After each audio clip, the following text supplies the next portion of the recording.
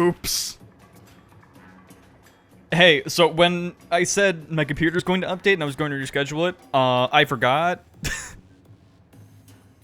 And so I accidentally, my computer updated and the stream cut off. And I looked at the previous stream, like, on Twitch, just to see where it ended.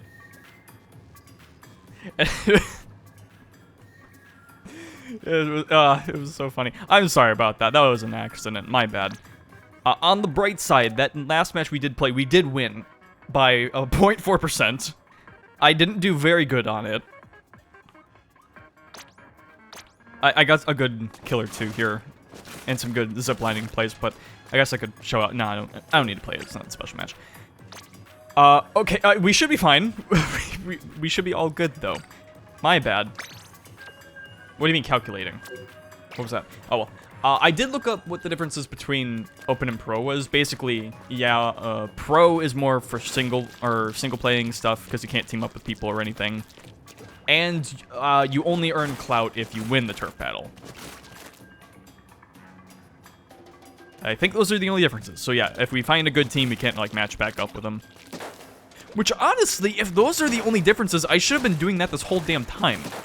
Or at least balancing it out a bit more, because I played by myself anyway.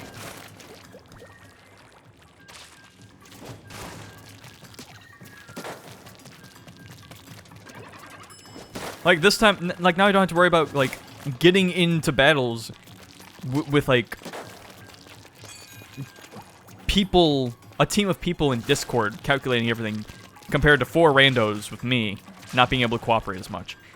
Like, this makes sense. Why haven't I been doing this? I'm silly.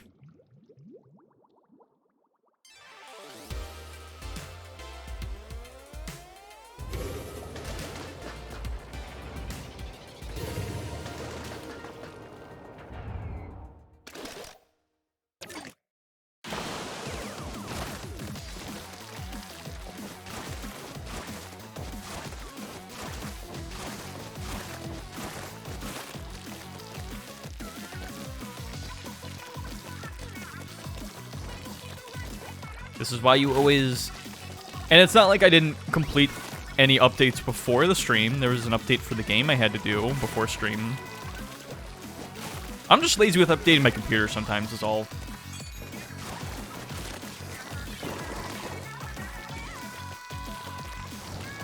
I don't know why I am. I don't know. I don't want to have to restart all my applications and all of that. And my programs.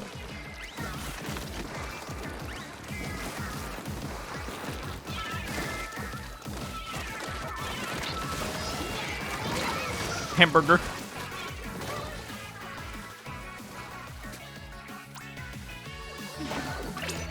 Yeah, this will be fine.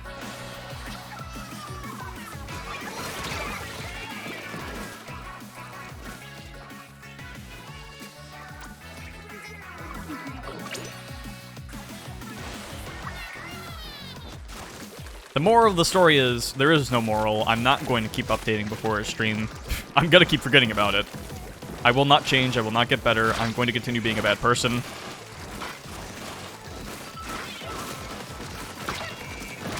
Fuck's sake, I should have gotten that.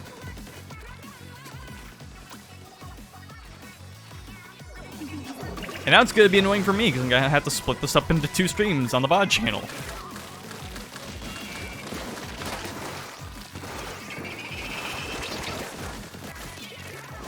I'm going for way more than I should be. I don't have the range or damage to be going for what I am. Also, yeah, I forgot, because this is the map we did last time. I haven't played on this map yet. This is pretty new to me. Seems like a nice map. I like some of the higher ends on it. Not exactly great for this weapon, but I'll make it work somehow.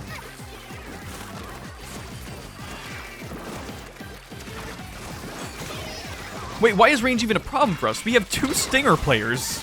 How are we losing? Throw one more. Throw one more.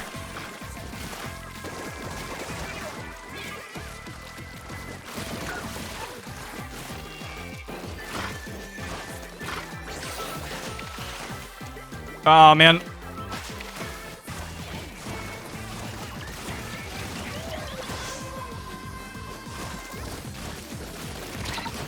Yep.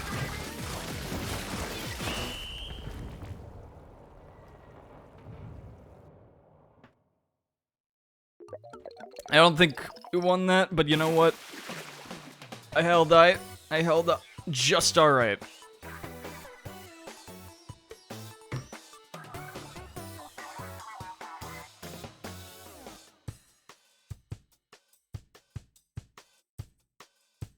I don't know what I'm hearing in the background. I thought it was like drumming. Like someone was playing a bass drum, like the band, because I'm reasonably close to where the band at the college practices. I thought it was them, but no, I think someone just has their speakers on real fucking loud. But hey, it's the weekend. It's Thanksgiving weekend. Could also be the heater.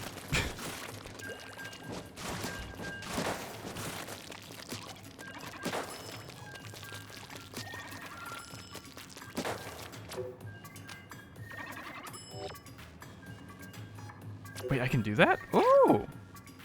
Very nice.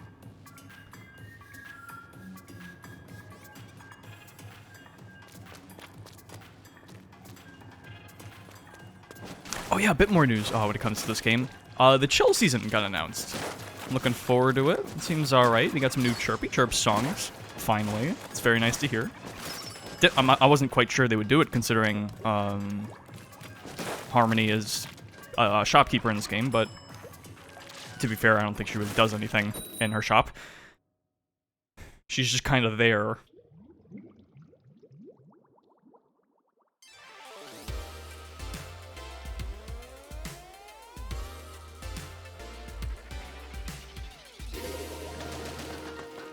It was kind of neat, too, because the announcement trailer was actually kind of like half that and half an actual music video for the song, and it was cool. It was neat and weird. There was a JoJo reference in it. They did the to be continued meme.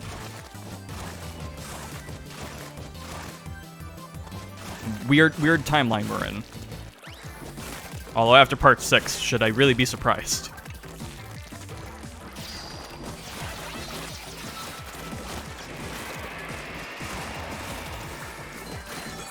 Refreshments.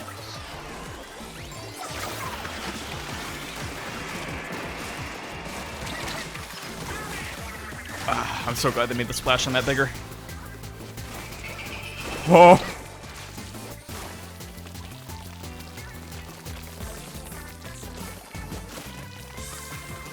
I forget exactly what all was announced other than a new map, another returning map. The new map looks good. I actually thought the new map was a returning map from Splatoon 2. The one with, like... I don't know how to describe it, but it's like the one where it's like...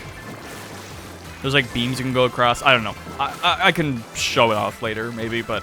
It wasn't that, it's a new map, but there is a returning map.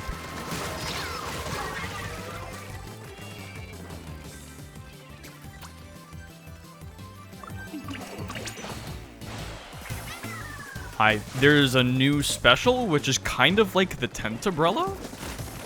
And like if you go through it, it like color blinds you. It's really cool, but I don't know if it's any good. Oh shit! Come to me.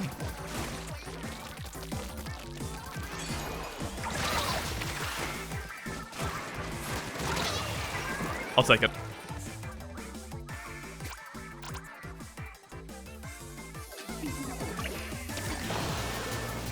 I'm not entirely familiar with everything in the update. My main concern is my sweater going to be in the update? Because it's gonna be a new season, there's gonna be more clothes.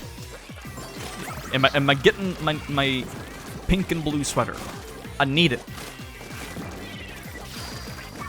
Although knowing my luck, it's not gonna be introduced until like side order, which would be appropriate, but it's like, I just want it now. Come on! Again, it was in pre-release images for this game. Just add it! I'm the only one alive.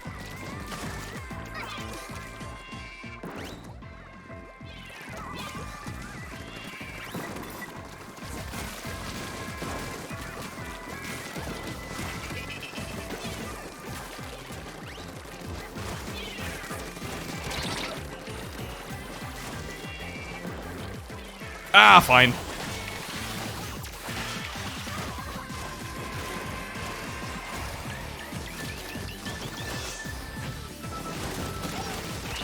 Oh, I almost splatted him. I think I think that was a bad move on my part.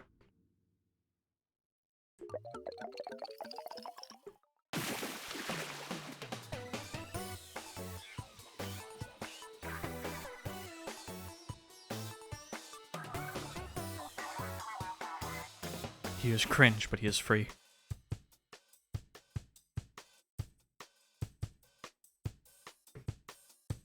Oh, and there's gonna be a new Salmon Run boss, who I guess we're just gonna be calling Joe.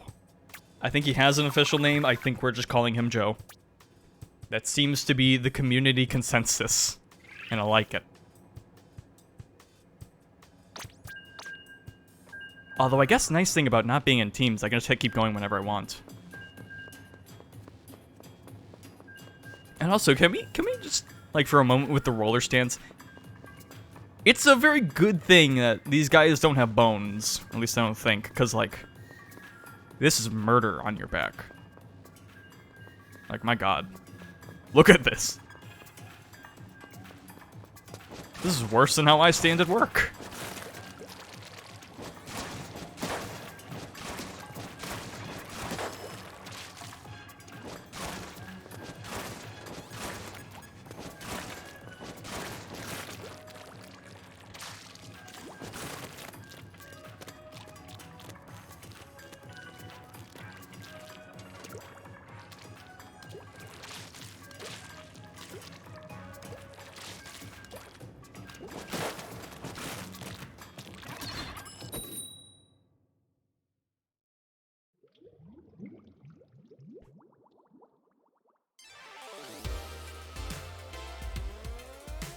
Oh, no, it's Cringe Kid again.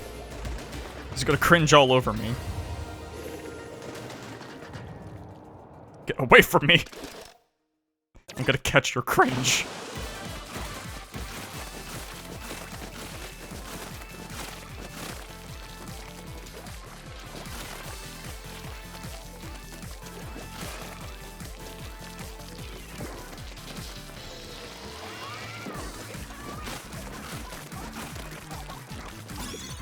So, since it's only been about 3 weeks or so since last Splatfest, that hasn't exactly given me a lot of time to watch movies. And I say this because, since last time, I usually like to talk about numerous movies, but since last time, I have only seen one. And it's not even a new movie. Yet again, I'm going back to oldies. I don't know why he's putting that there.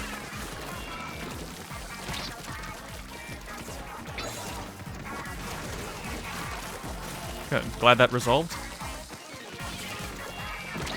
But it is a fairly well-known older movie. I got to see in theaters. A couple months ago, I got to see Perfect Blue. And this next movie was a part of the series that is being shown of. I made a mistake mentioning it earlier because I thought they were all Satoshi Kon movies. It is not. There's, in fact, only 3 Satoshi Kon movies in this series. And this next one is not one of them, but it is, in fact, Ghost in the Shell. The original, not one of the series, not the live-action one, which happened. It certainly happened. But no, the original, the movie. Someone on our team disconnected. Oh, good. Oh, that feels so nice to do. Ah, shit. I should have charged it a little more. I don't know why I'm trying. We're gonna lose any... It doesn't even matter. Actually, it matters if we win, because we'll still get the points, I think.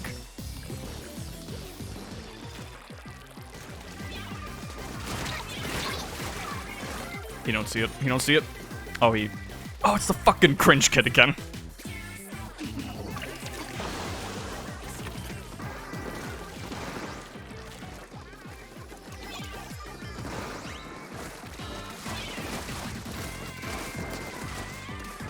Get over here.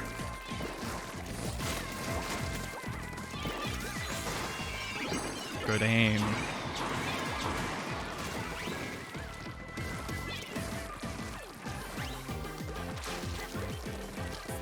This fucker needs to be splatted once.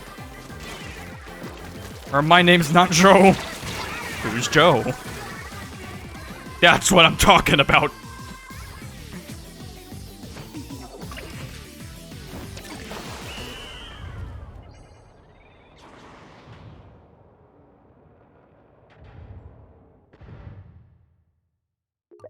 And now it is I who is free.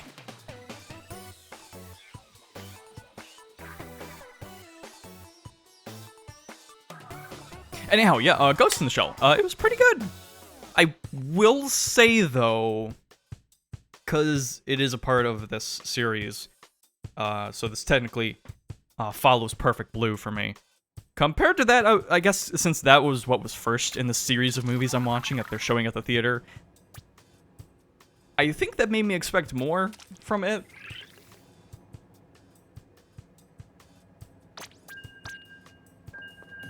Now, let me get this straight. It is still a great movie. I still very much enjoyed it.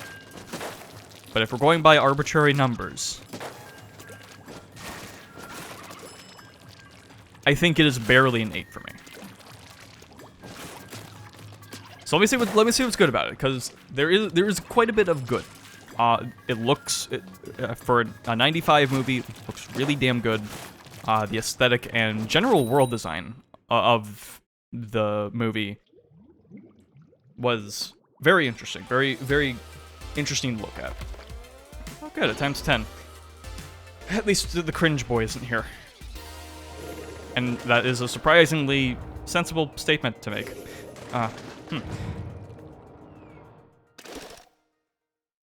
Going more with the production of it, the soundtrack was actually kind of incredible.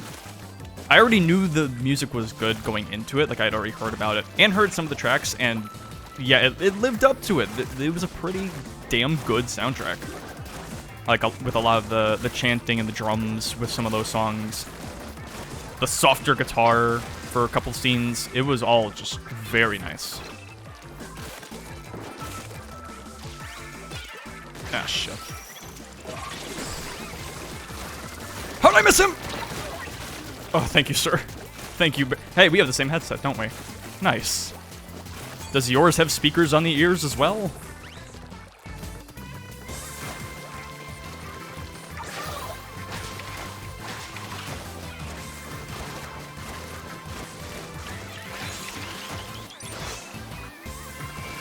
Oh.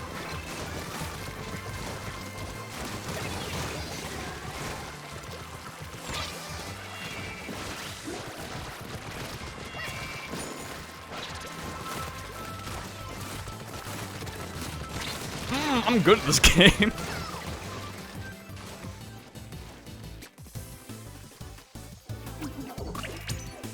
The characters in the movie were all pretty intriguing. They were fun to be around. Their interactions, the interactions were really nice. Like, you could, I guess, and this is where you can see I'm not a very good critic. I guess they just felt like characters. Even though we didn't really spend a ton of time with them, I still got a pretty good sense of who they were. That's all I'll say about that, I guess. You think you're fucked? Oh, man, I can't go through that. Yep. Erase the previous 15 seconds of my life, please. Please, King Crimson, do that for me.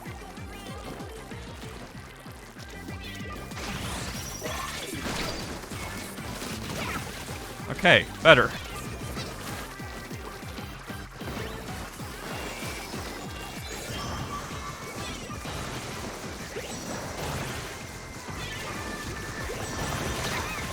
Why did I do that?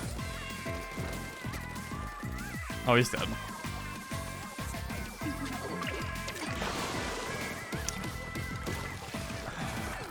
Good.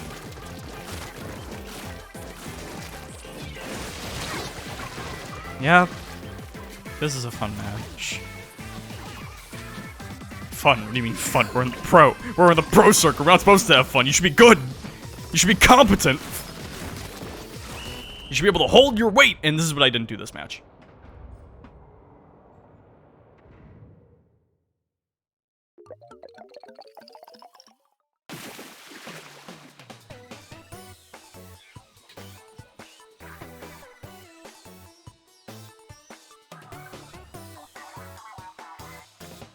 Fun tournament competitor. Oh, look at him. He could... Because one or more players... Wait, what? Wait, who disconnected?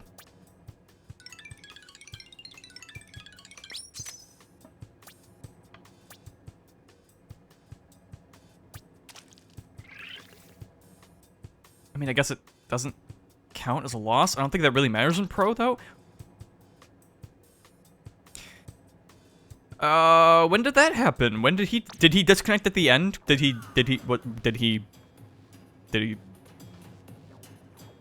Let's move on. So yeah, there was plenty that was actually good about Ghost in the Shell, don't get me wrong. A lot of things I quite liked about it, but I think the main thing I could bring it down to for why I feel the way I do is that overall I was expecting more. Because the thing is, and I'm not trying to say like because it's still a good movie, and I definitely, it's like, for the time it released, it was certainly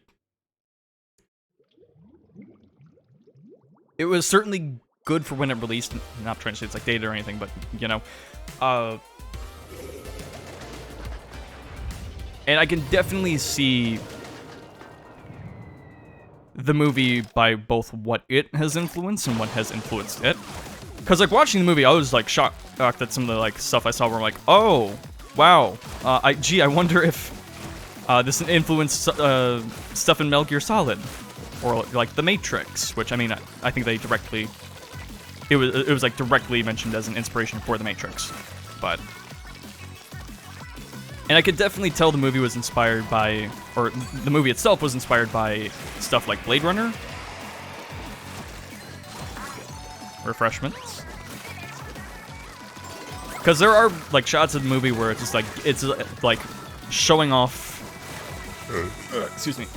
The location, the world, and all of that. In kind of a vibey aesthetic way, like Blade Runner would do. And it helps that they have kind of similar things going on with their aesthetics and all that.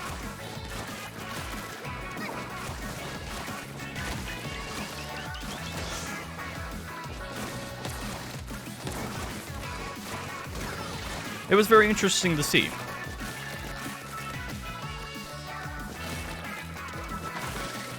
But when it comes to stuff like the narrative, because half of it is like more of an action-y movie, and that stuff was nice, but still not like the best action I've seen or anything.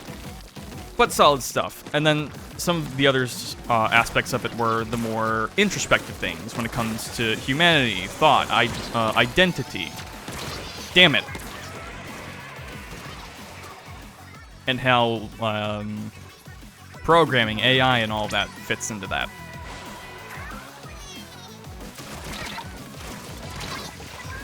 And not that was badly done or anything, it's just for what this movie has inspired along the likes of like the Metal Gear Solid or even The Matrix, like I mentioned earlier. I feel like those are properties that go into topics that Ghost in the Shell does, but more so, deeper. And so when I go back to a movie like Ghost in the Shell, to what originally influenced them, and... Oh my god. Oh my god. And it's like, in comparison, it's relatively simple. In a way, it kind of feels shallow. Again, only in comparison, just because of what has come since. I'm good.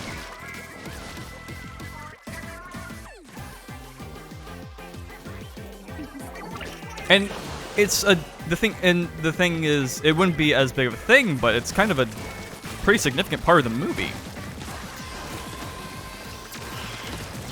And while I wouldn't say the movie is like, again, I wouldn't say it's like dated per se.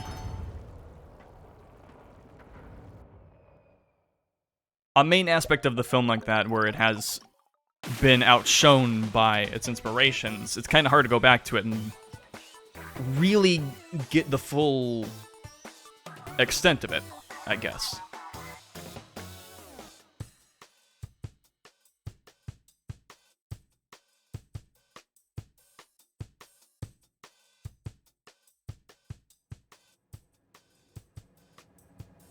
And it also doesn't help that because, or it doesn't help with that, with the fact that it's a pretty short movie. It's only like an hour 20. Like, when I finished the movie, or when I was at like the last scene where, without spoiling it, the main character like walks out of the house, gets in the car and drives off with their new perspective, let's say. When it got to that point, I was just like, wait, this feels like it's the end, but like it's not over yet, right? Like this isn't the end, right? And then the credits roll, I'm like, what, really? Like I was almost like shocked. I'm like, it felt like there should have been much more to the whole thing, but it's just like, oh, this is where it ends. Oh, and also again with the Metal Gear inspiration. Like, cause like there's a song in the movie or two that kind of sound like the best is yet to come, or like the final confrontation is the main character Major fighting a tank by herself, which also happens in Metal Gear Solid. So I'm like, I wonder if they had thought of that from somewhere for the game. I guess if I want more philosophical or insightful stuff and a narrative like that, I know Standalone Complex, the series, is good for that. And I have seen an episode 2 of that, and I have liked it. It's just I wanted to watch the movie before I got deeper into it. Which now that I have, yeah, I'll definitely try to watch it. But as for the movie itself, it was good. I'm glad I watched it. I was just a bit let down by it and was expecting more.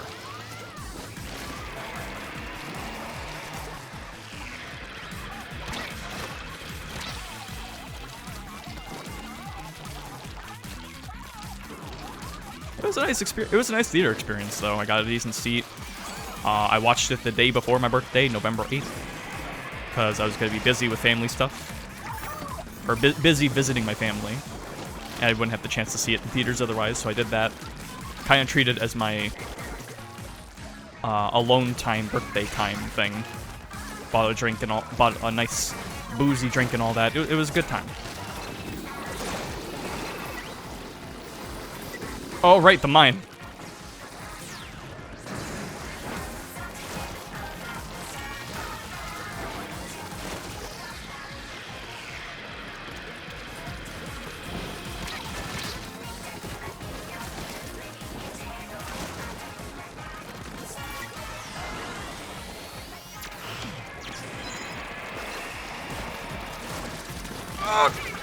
Okay.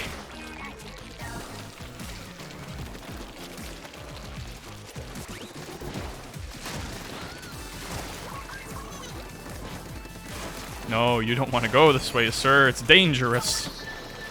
I'm here.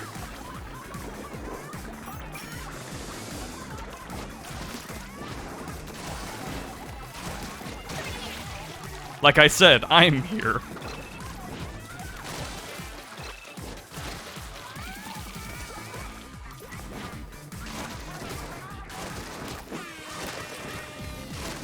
No. Okay, fine. Maybe this is the brawler that works best for me.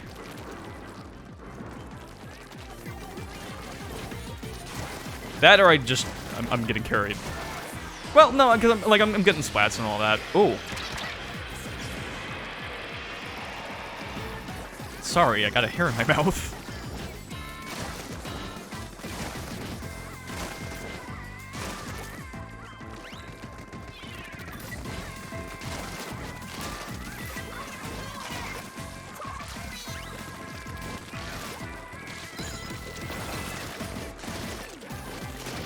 Stop. I'm right here. You're not getting away.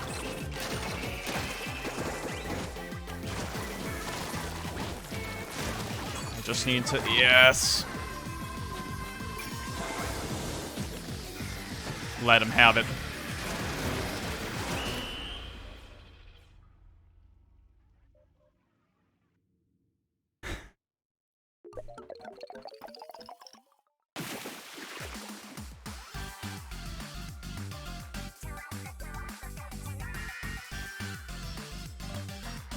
Is that lowdown? Is that lowdown? Give me a fist bump.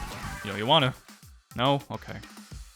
We're getting one fist bump this Splatfest. I didn't get any last Splatfest. This is the fist bump splat. I need it. I need it.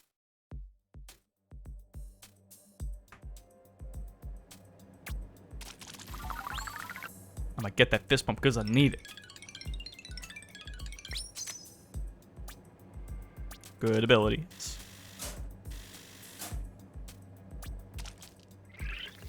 Wait, I have 4 sub power ups. Do I really need that?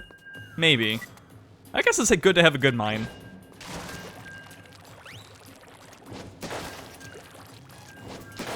Oh, as for other things I watched, I finished Squid Girl as part of my morning routine of watching an episode of a show when I wake up. And yeah, it was pretty good. I will say season 2 was more hit or miss than the first season. I think just because they had already pretty much introduced all the main characters, and you just kind of have to work with what you have at that point. You don't get the benefit of full character introductions or anything like that, so you gotta balance it. And sometimes they do, because there were some pretty standout funny episodes, but then there were some which were just kind of duds. Like, they were okay, but I'm just like, it's a good thing you get 3 per episode, or 3 scenarios per episode, because it's like I can just wait for the next one.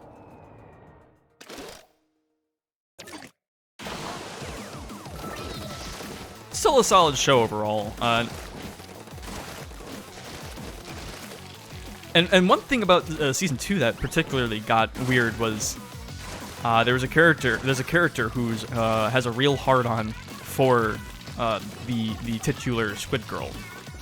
And she really makes it apparent. And for whatever reason, they gave her a lot more screen time in Season 2. I say for some reason. I know why they did it, and I don't like it.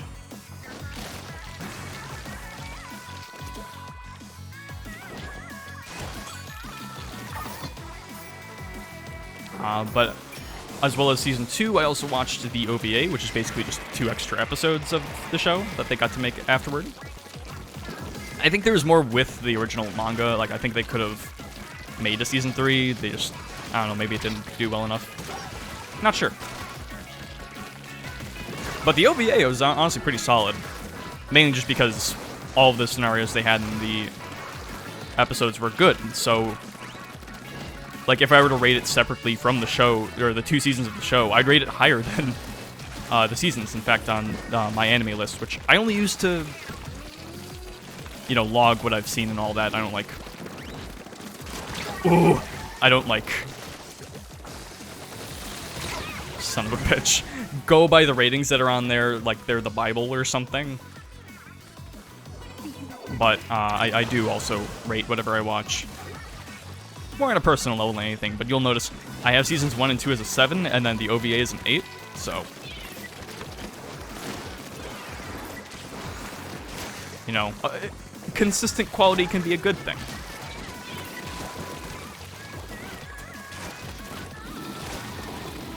I'm trying my damned best to get him. Oh!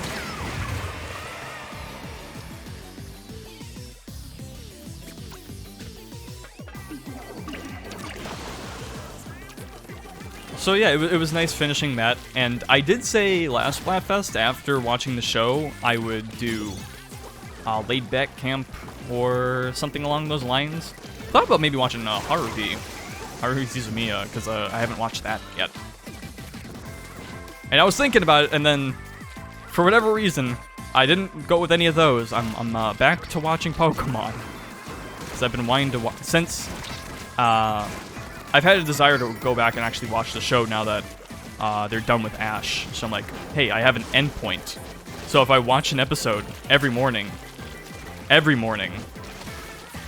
until I'm done, I should be done with the show in like 4 years or something. I mean, I'm not watching from the very start, because I'm picking back up where I left off with the show. Back when I watched it. When I was, like, watching it at the same time as playing Zelda Twilight Princess. So, I'm at, like, episode 60 or something? I started around, when they get to Cinnabar, basically. And, you know, it's nice. It's enjoyable. It's Pokemon. It's what you expect. It's fun. Mark my words, I'm gonna watch every episode. At least up until, the new series that gets rid of Ash. Which maybe I'll still watch, we'll see, but... And I don't think I'll watch it and only that until the end. Chances are I'm gonna do every, maybe not gen, but every season. I'll go ahead and watch another show just to break it up a bit. At the like once I'm done with Indigo League, I'll probably swap to Laid Back Camp or something. Or Haruhi. Probably Haruhi, thinking about it. But I don't know. We'll see. It's nice to be watching Pokemon again. I should clarify, I'm watching the dub. I know people... The sub is also beloved to a lot of people as well. But, that's not what I grew up with. With all due respect, that ain't my style. Not for this show in particular. I'm sure you could probably guess I was watching the dub, considering I was calling him Ash and not Satoshi, but... Just to make it clear, crystal clear.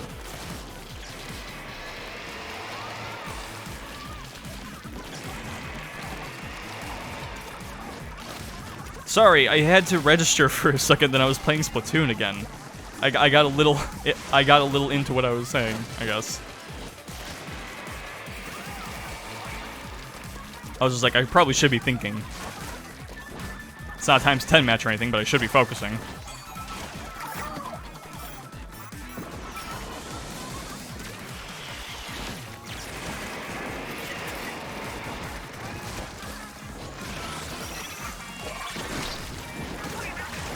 Good hit.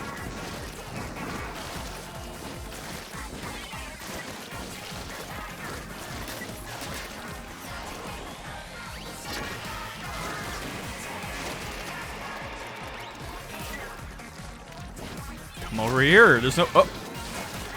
There's no trap or anything.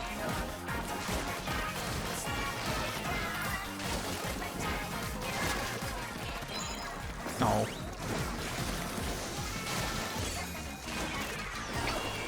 Fall back.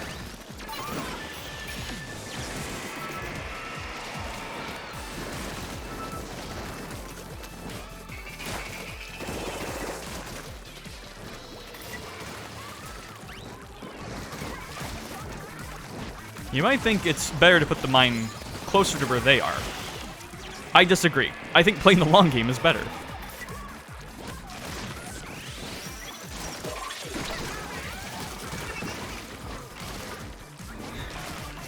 Yeah, I think this might be the best roller for me. Could also be result bias, or whatever it's called. Uh-oh.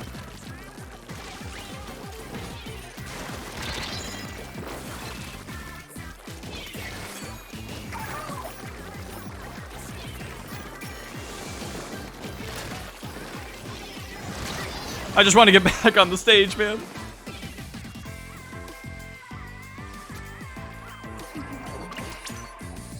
There's a bit of green over there, but I think we should focus more on pushing.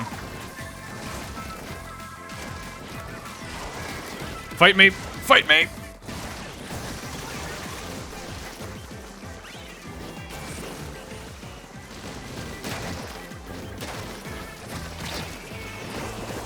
Not like this. Okay, now. No, not like this. No! Think we lost that.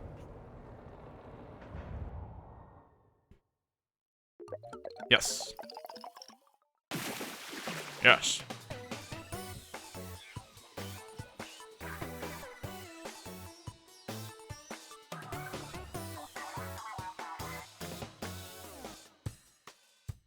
You know, it's nice seeing just completely random people in teams. It's nice because it feels like when I lose and then I see 4 people with the same emotes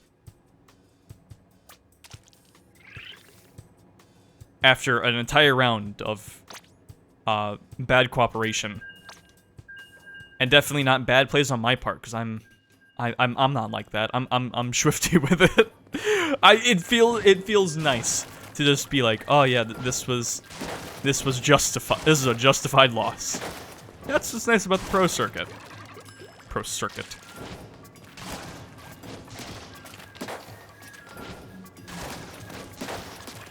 It also probably could be a worse thing because it means my salt levels are going to be less justified for this mode.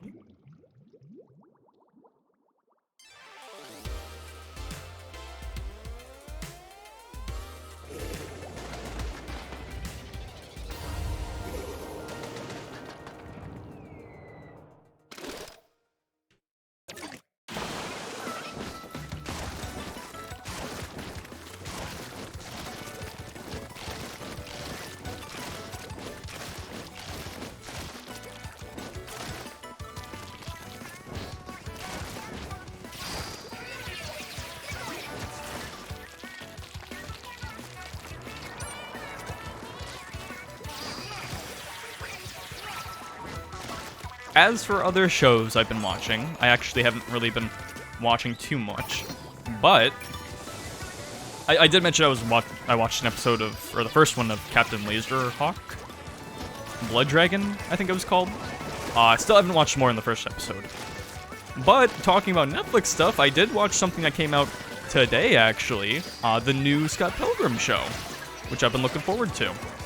It's just from the first episode, I'm already telling you, pretty damn good. It is some. I'm really enjoying it. It's really great. They got the whole movie cast back. It's, you know, directed by Edgar Wright. Music's great. They got Anamanaguchi for it. Oh, I'm so fucked. But I laid the foundation for my team. That's what's important.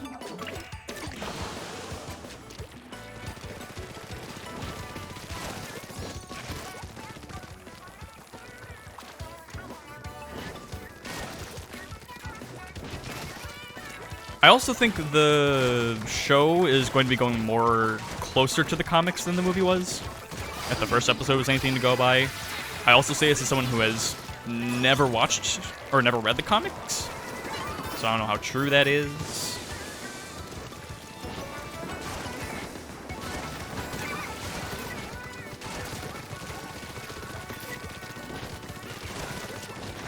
But yeah, again, so far, episode 1, loving it so far. I think there's 8 episodes total. It's going to be a good time. And it's especially going to be great because it's great because I get to experience more media with a main character who's just like me. It's great. I love the relatability factor of the show. I consume media uncritically. I reflect everything I watch without a second thought.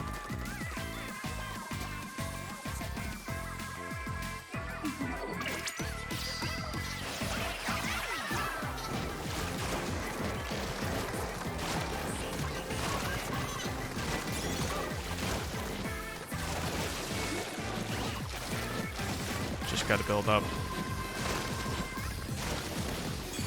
Got it.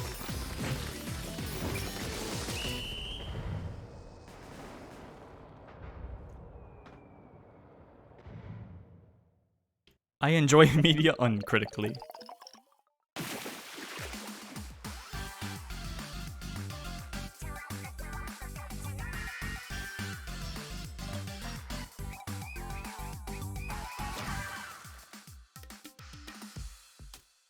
Okay, I'm changing the emote to something that's going on. So I'm just gonna switch it back to the dab, maybe. I need my fist bump. I need it!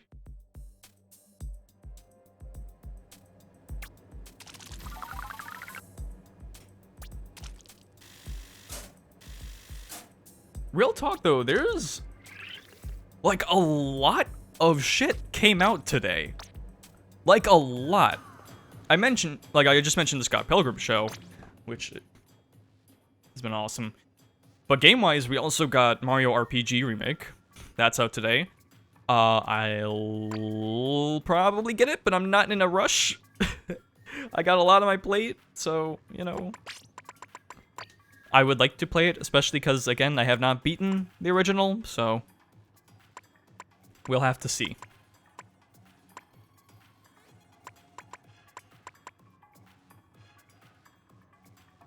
This is a tall one, right? Yeah, why not?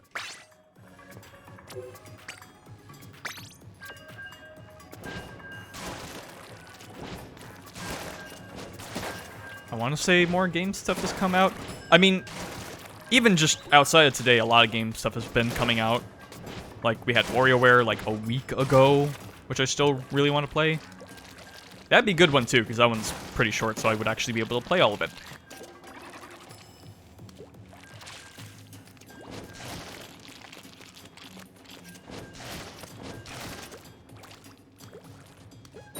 And then, music-wise, I didn't think I'd really have much to say, music-wise. And then, like, a bunch of shit dropped last night. I think the most notable of which is a new Andre 3000 album. Out of nowhere. Which, when you hear that, and you might expect something different from what it actually is. It is a woodwind album. An instrumental woodwind album. Because he's... It's not like just a flute album, I think that's the main thing he plays, but it's like more specifically just a woodwind thing. It's about an hour and a half. There's like 8 or 9 songs. Most of the song titles are like a whole sentence. They're very long, but they're very, very enjoyably long. Damn it.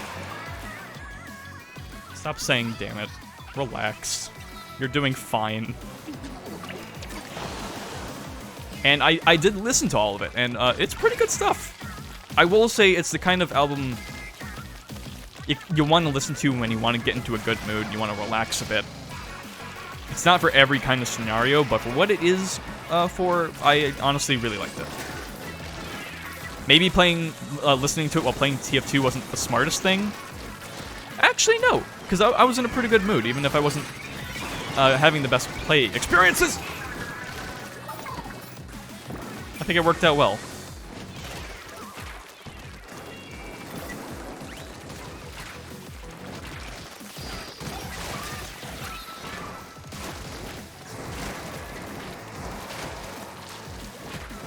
Oh, we have this. Oh, that's why I feel a kinship with him. We have the same roller. Interesting.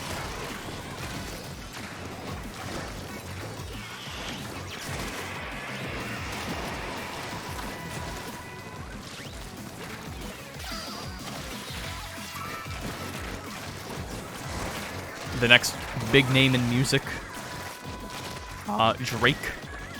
He put out an EP or a deluxe of his recent album or whatever. I don't know. 6 new songs that are kind of connected to his last album. And honestly, they're pretty good. I can't, as someone who's not really a big Drake fan, it's a pretty solid set. I'm not gonna lie. No sleepers. There is kind of an energy to it that I both like and dislike.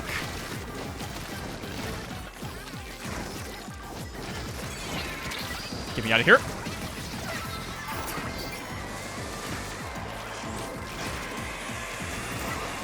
Oh, good to see we both have the same idea. How am I alive?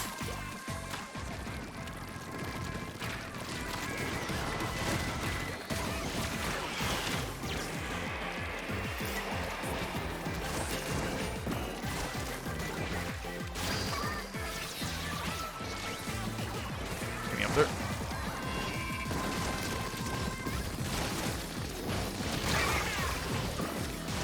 Like, listen, I'm no Drake Glazer or anything, and I have my problems with him, but he just put out a solid set of songs.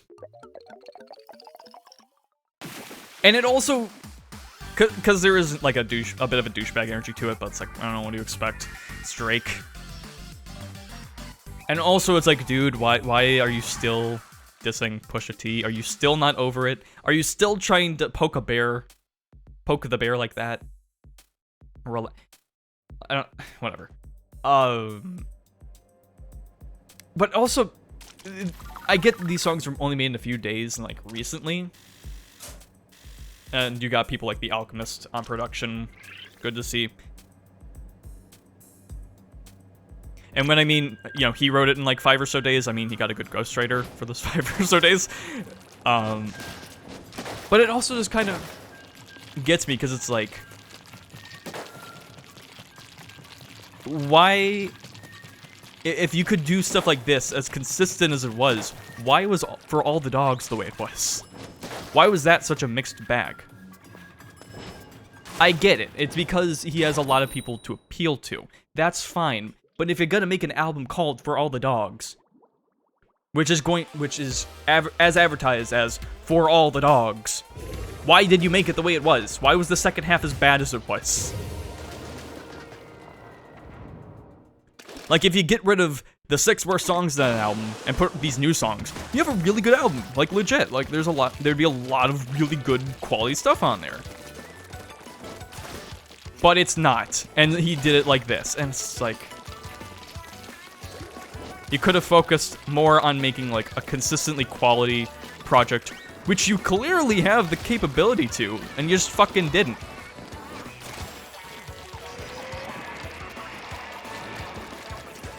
It's shit like that that doesn't make... It's shit like that that keeps me from being a fan of the guy.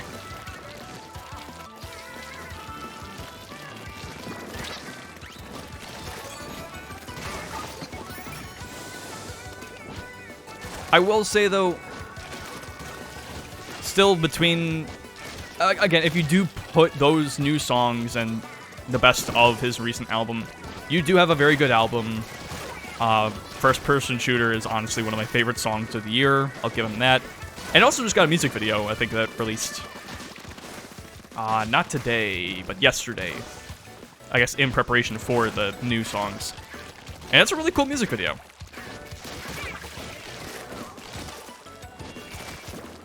It's always nice to see, like, a good, high-quality production like that. Especially for such a good song.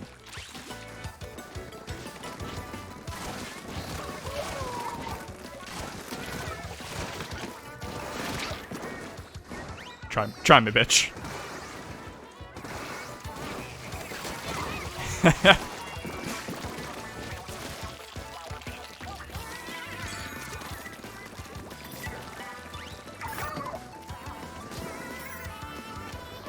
Yeah, just get it back at spawn whenever.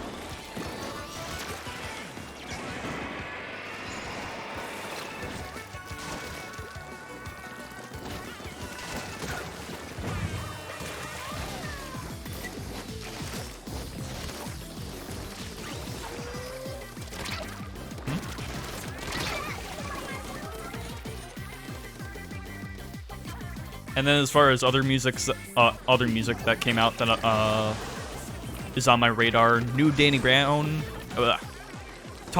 Pronounce things right, it's either. The new Danny Brown album came out. Quadanta. Again, I can't pronounce things. Shit. Quadanta, I believe it's called. That's how you pronounce it, I believe.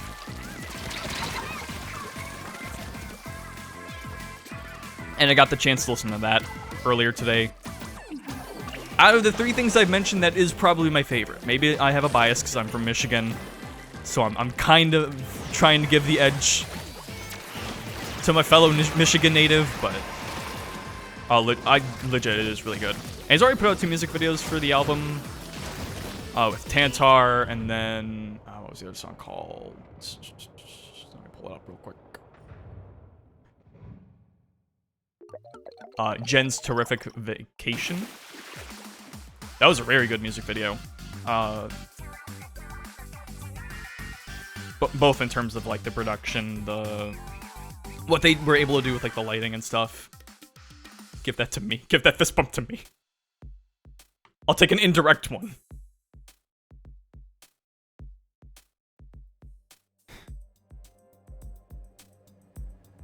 And yeah, I mean, I have only listened to the album once, so I gotta listen to it more, let it simmer, get into it more. But just on first listen, loving it. It's very good. We'll see how things pan out for it though. Again, only one listen.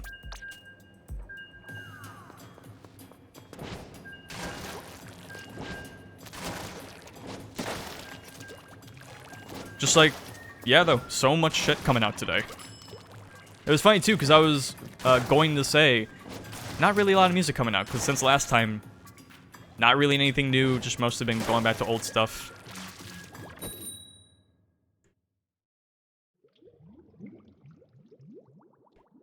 And then, just like right before the stream, like not even a day before, 3 new projects for me to digest. That's cool.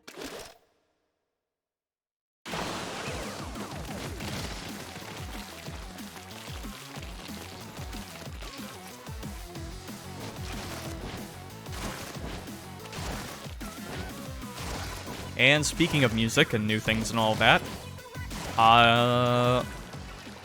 award shows. Because all of the biggest ones are giving out their current nominations, including the Grammys and the Game Awards. And we love talking about these on this stream, now don't we? Especially... Well, there's a special kind of love and hate. I say love, there's no love. A special kind of hate for both of them. For me. Sonic.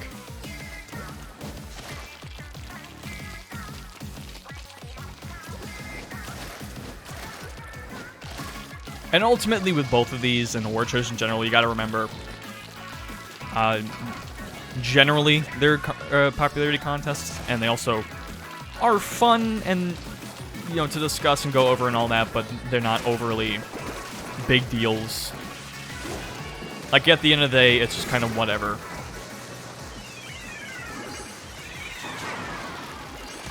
Oh! I did what I could. So even though, I didn't mean to squid jump to there, but it worked out, okay. Like, I'm going to have my problems when discussing, both the Grammys and the Game Awards, which I will do once I can pull up a nomination list for them after this match. But again, at the end of the day, it only means so much. It's like, whatever.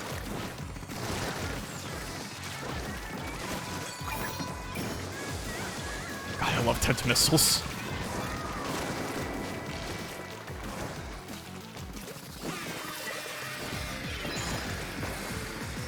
Did he notice that? Did he try to set off the mine specifically with his...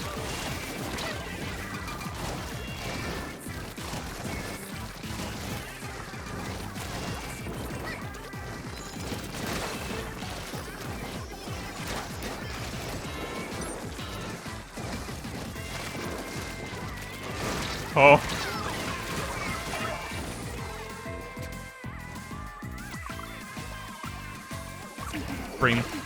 Bream, you're doing so much carrying. You're doing so much carrying. You're doing great.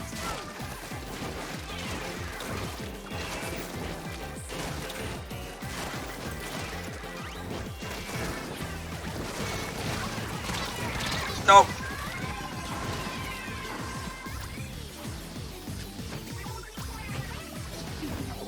Oh.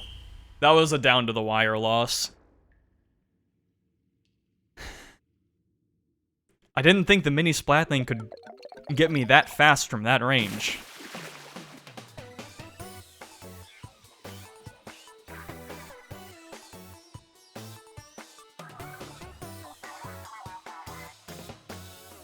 Alright, now let me pull up this list. Or one of these lists. I guess I'll do Grammys first, because it's gotta be faster.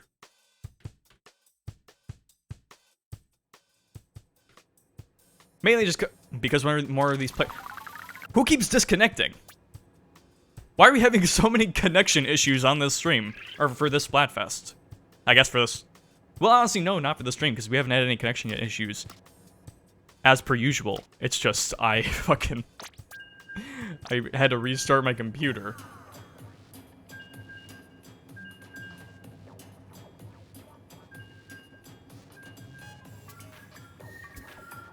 Yeah, I don't know. Nomination. and I will not be using their official websites because it's way too bloated and big and segmented to be convenient to look at them. I'm not voting on any of them because I think for the Game Awards you need like a Facebook integration, and I ain't doing that shit. Okay, well I guess we can discuss it after this. Well, maybe not. Hang on. Okay, yeah, fine. Let's focus for once. Let's try to win a match. I'd prefer to win a ×10. I don't want to be in the negative again. Especially for our first time in Pro. I think I'm doing okay with this roller. It's not my best weapon, but it is fun to use. Fun enough. I still stand by last time, though. I do really like the Tri-Stinger. Even though we did so bad with it. At least in Open.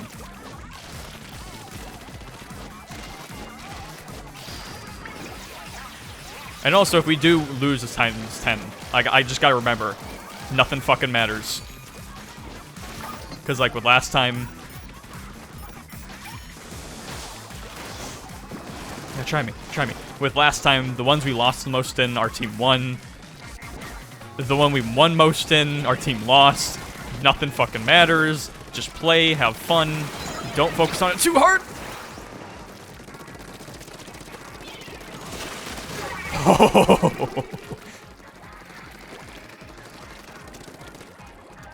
Did they forget I'm here, or?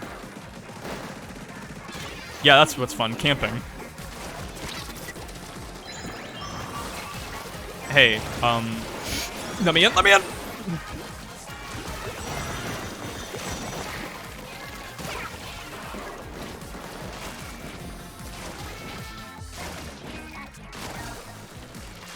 Can I live?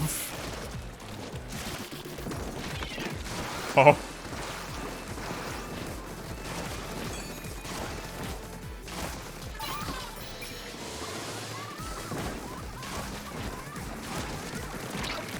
Whoa! Ah, thank you, my brother. Yeah. I didn't see it. I heard it, I didn't see it.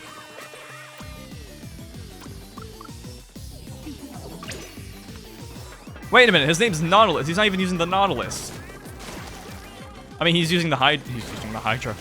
He's a better... And you know what? He saved me. He's a better man than me. He gets the results. He knows what he's doing.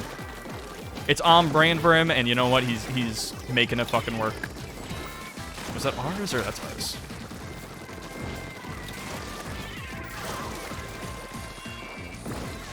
Hear and see loud and clear. Run, no. That's enough to give a man a leg cramp, almost. Not quite, but almost.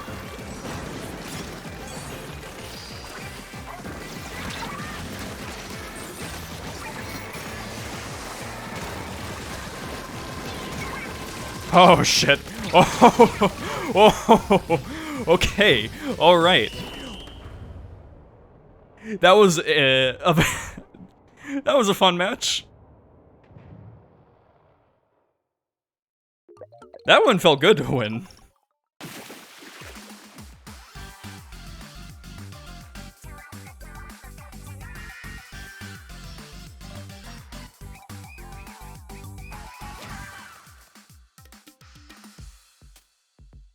If only we could have gotten the fist bump. Oh well. Hey, I'll take what I can get. That was a good match. That was I did very well that match. Very happy with that. Especially good to do with that with the ×10.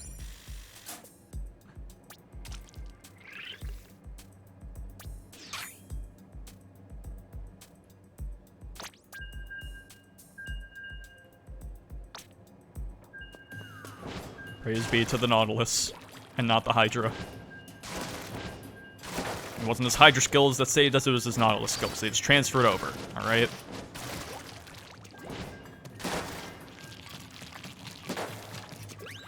Anyhow, now that we can not focus quite as hard, let me talk about some of these Grammy nominations. Record... First off, I have to ask, why is there a Record of the Year, an Album of the Year, and a Song of the Year? That's just something I personally... Or I'm not quite knowledgeable enough to understand. I think there's a... It kind of just seems like Record of the Year and Song of the Year is like the same thing, but... I don't know.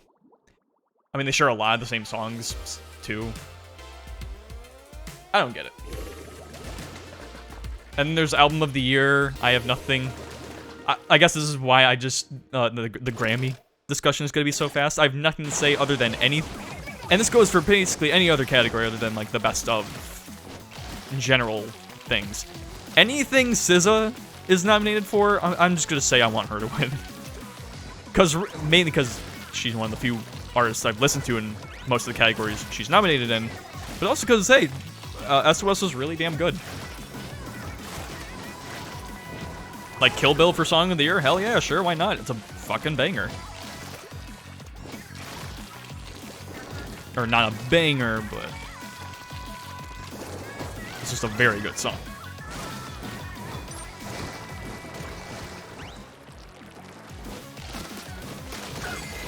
Huh? Okay. Fair enough, I didn't know some... Oh shit!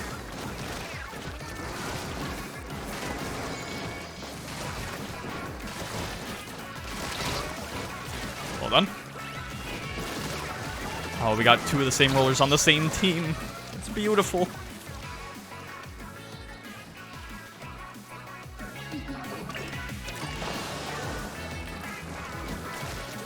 I mean, I do know there are some other quality projects on some of the other categories, like, example for Album of the Year, I hear the Olivia Rodrigo album is great.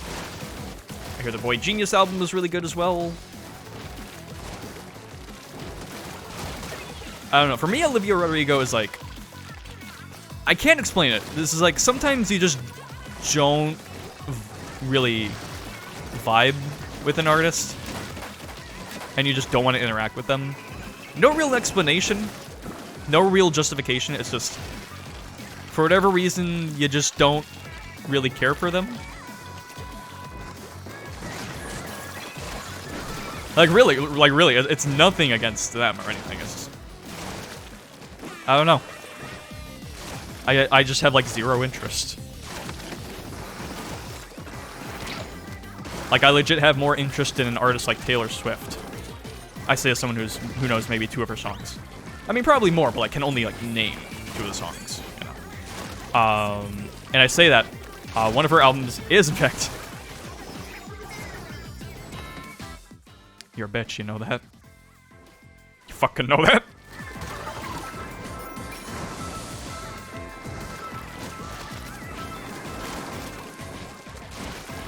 I mean, hey, at least if we still get Splat Power, it's all fine.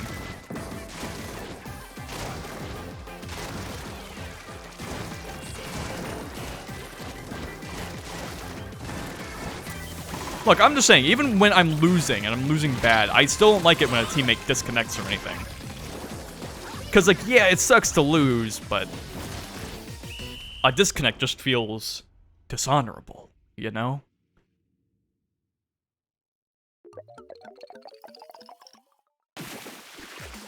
And even if we get dogpiled and rolled over, I'll still take that over, like, someone being like, oop, oh no, I took my switch out of my dock, oh no, it doesn't count. It's like, it's such a bitch move. Like, I don't care if it's on my team or the other team, I just don't like it. And I've been seeing that a lot this Splatfest. Like, this one in particular. Then again, it wasn't the best the last time either. I think we only saw it twice, though. Is it getting worse? Especially for... I don't know. Like, especially for such a pointless topic for Splatfest. I guess they're all pointless because it's all Splatfest, but you know what I mean.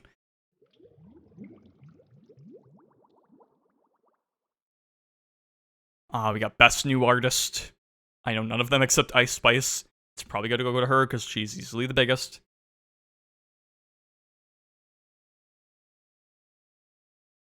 Producer of the Year.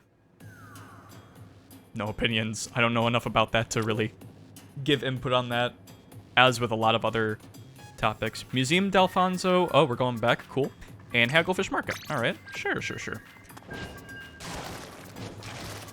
I do think it's funny that there's a category, classical and non-classical, for Songwriter of the Year, and I don't recognize any of the songwriters.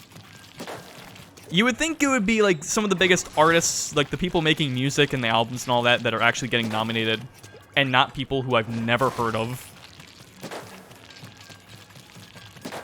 You would think it would go to like, you know. I just think that's interesting.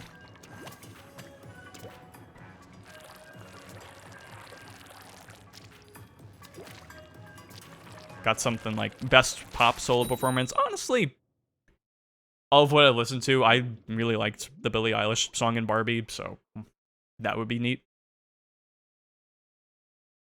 I don't really listen to her stuff other than that, but I really like that song for the movie.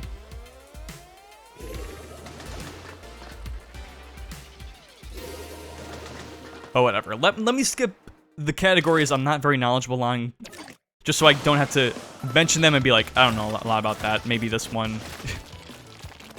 Let's go to what I really know. Rock. And for the past few years, I have mentioned that the Grammys don't fucking know rock. I still stand by that. I still don't think they know rock, but this is, for what they have for this category, or for the rock categories, it's probably the best they've had in years. Still not amazing, but I'll take what I can get. I mean, for best rock performance, having stuff like Boy Genius, from what I hear, and then Rescued by Foo Fighters, you know, nice to see. Foo Fighters are kind of like, yeah, of course they're gonna get Grammys, but also, I mean, hey, they put out a really good album this year. Not necessarily my favorite, but it was legit a pretty good album. Like, I enjoyed it quite a bit. And it is pretty personal for the band, so I hope it... And it has been doing well for them just in general, with like critically and all that, so I hope it continues to work out for them and all that.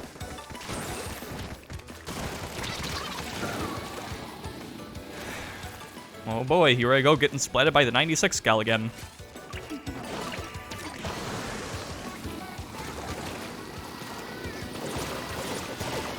What? What? Okay, I guess I need to go on the side. Even if I'm just smacking them with a brush, it's like, no, the impact of the brush is getting sucked in by a vacuum. Sure.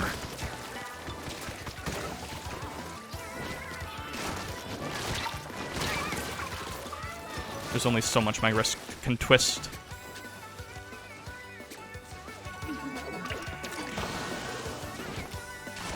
I know you're fucking there. Or probably not, because it's got Ninja Squid.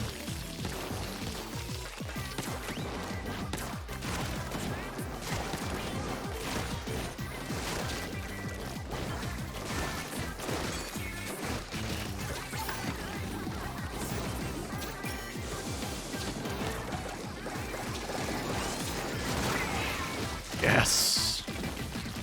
Yes. The turnaround.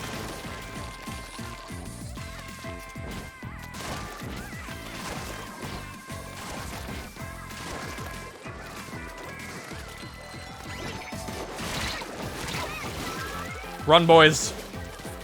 I can't aim for shit. And neither can y'all, apparently. But I died first, so I'm the worst.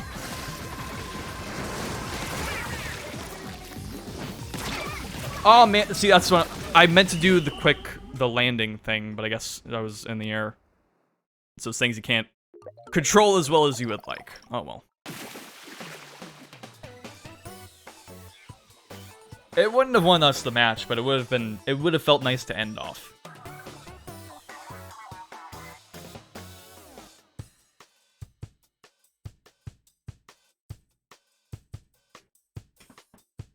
Also, I'm sorry if I have like a weird pause or two, like mid-match or whatever. My nose has been unreasonably itchy today. Like, it always sucks to like have to deal with that mid-match, but it's been happening a lot this stream. I don't know why.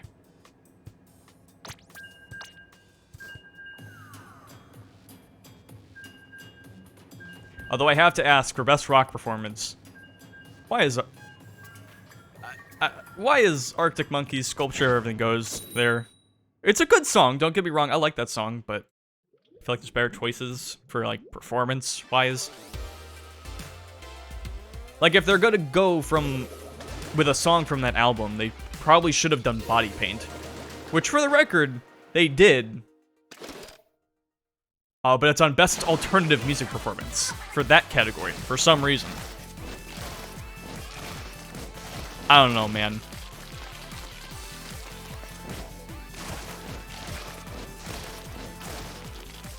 Arctic Monkeys have, like, a lot of nominations for their new album.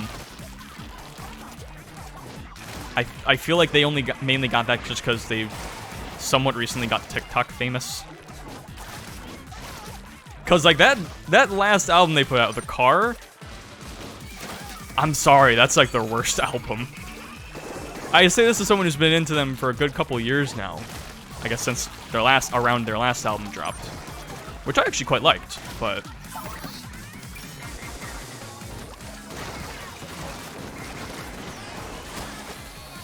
here, just gonna... I respect the attempt. But like, cause like the first half of The Car was pretty good, and generally solid, some good standouts. But then you get the second half, and it's just like all like, it's there.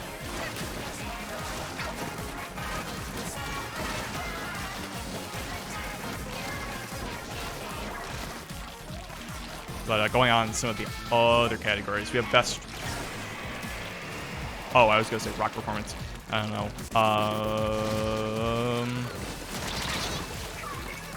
Stop looking at the damn Grammy list. Get back to the Splatfest. We got best rock song, which Queens of the Stone Age, Emotion Sickness is on there. That's honestly what I'm going for. Love that song. Personally, a bit more of a Paper Machete kind of guy. That's like one of my songs of the year, but Emotion Sickness is really close behind, so you know I'm not gonna complain. It's a good choice.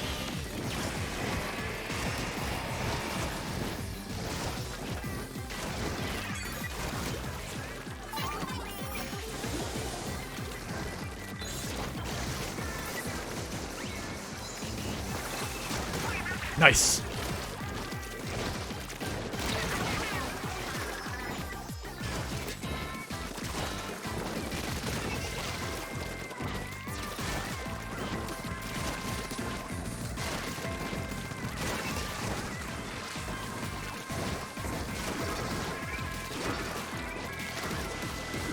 For some reason, though, in this category, we also have the new Rolling Stones song. I get it's because it's the Rolling Stones, and they're very notable for their historical significance, but like that, with that new album, I don't know, man. Like, are you sure about that? I know they're only there because they're the Rolling Stones, but like, yeah, like they've been around for so long, you don't have to glaze them up that much.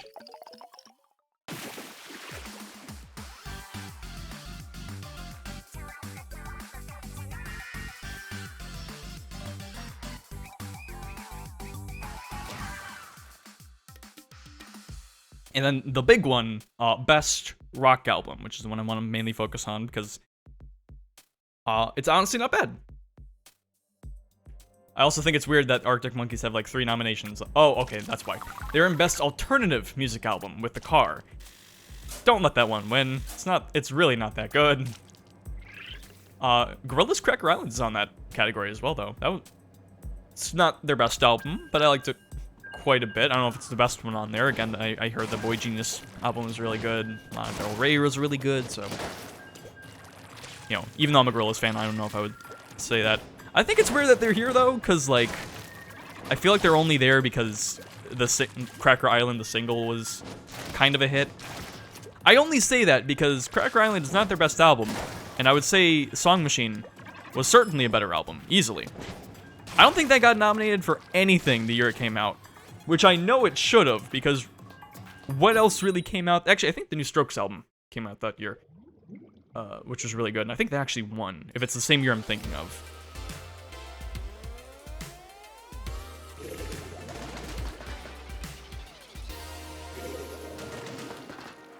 And I don't know. I would just think it's weird because Song Machine was definitely a better album, but I don't think that got a single nomination. Again, Grammy weirdness. It's a award show, doesn't matter, but still, just worth noting. And then for Best Rock Albums, we got the new Foo Fighters album, of course. The Greta Van Fleet album. And I'm like, come on.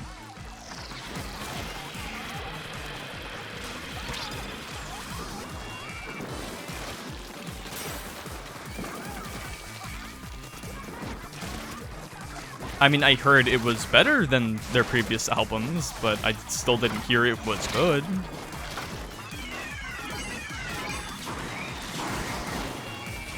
There's a new Metallica album, which I heard was okay. The new Paramore album, which personally I wasn't too into.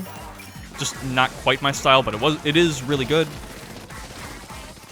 And then the new Queens of the Stone Age album, which is my personal favorite of the bunch. I don't think it necessarily should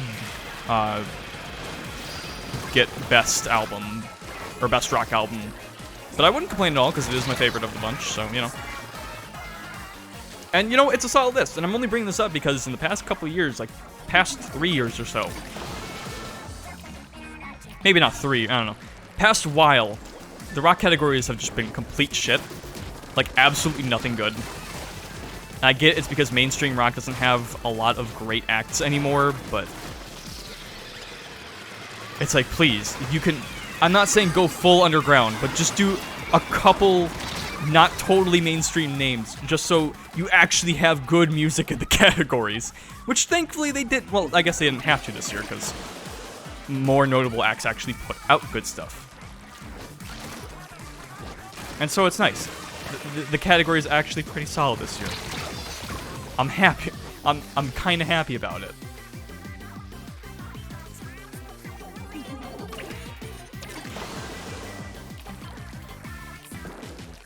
Oh, someone from their team. Oh, great. Another disconnect. Cool. All right. Well, let me just roll my ass over to their base. Okay, so that's clearly a counter to my weapon.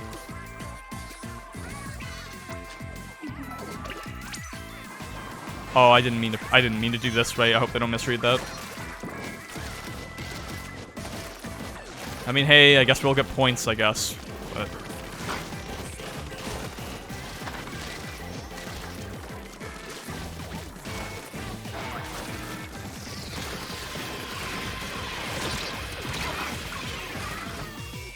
actually, wait, we might not actually win this. No. No, we won it. Yeah.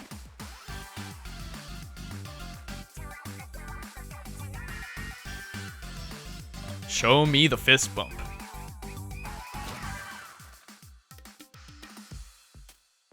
It'll come. It'll come. Fellas, it'll come.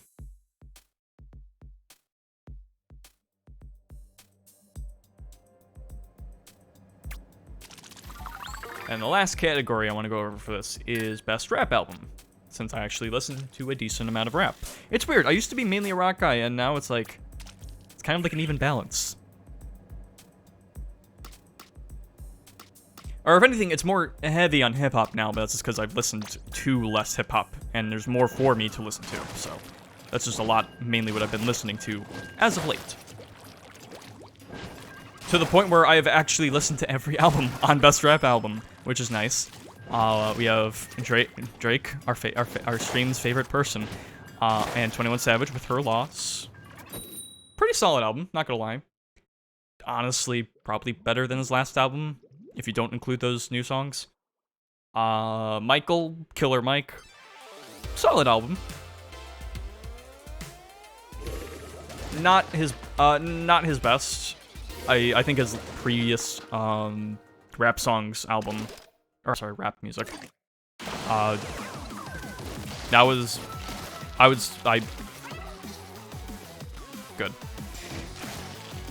I think that moment is definitely a better album, and most of his Run the Jewels stuff. I would say this is probably better than the first RTJ album, but compared to 2, 3, and 4, I'd rather pick those. But it's definitely still a solid album, and there's a lot of good songs on there. We have Heroes and Villains, Metro Boomin, which I've actually been... Or Metro Boomin, Heroes and Villains, which I've actually been listening to quite a bit recently. It's weird, because Creepin' from that album plays at the radio, or on the radio at work. And I didn't realize that until I listened to the album. And then the song came on at work, and I'm like, oh, hey, I've been listening to this recently. Cool. I didn't realize this played at work. It was a cool feeling. I got to talk to my coworker about it, you know. Talk like I actually know about things for once. It was great.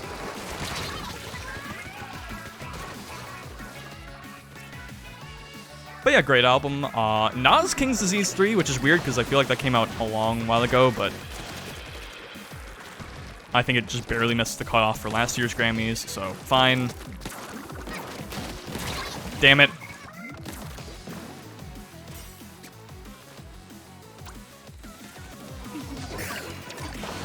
Could we not wipe out like that?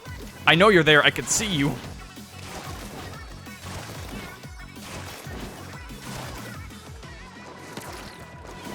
Oh.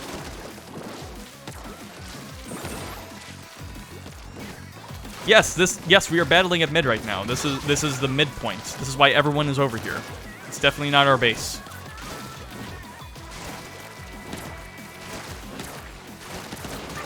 I can aim.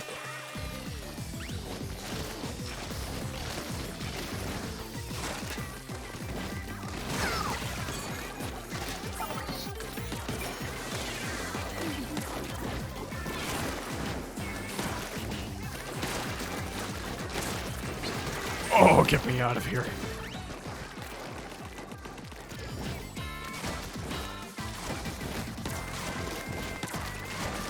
Well, I guess they can't really aim too well either. Because I feel like I should have been getting splatted a lot more by them. Yeah.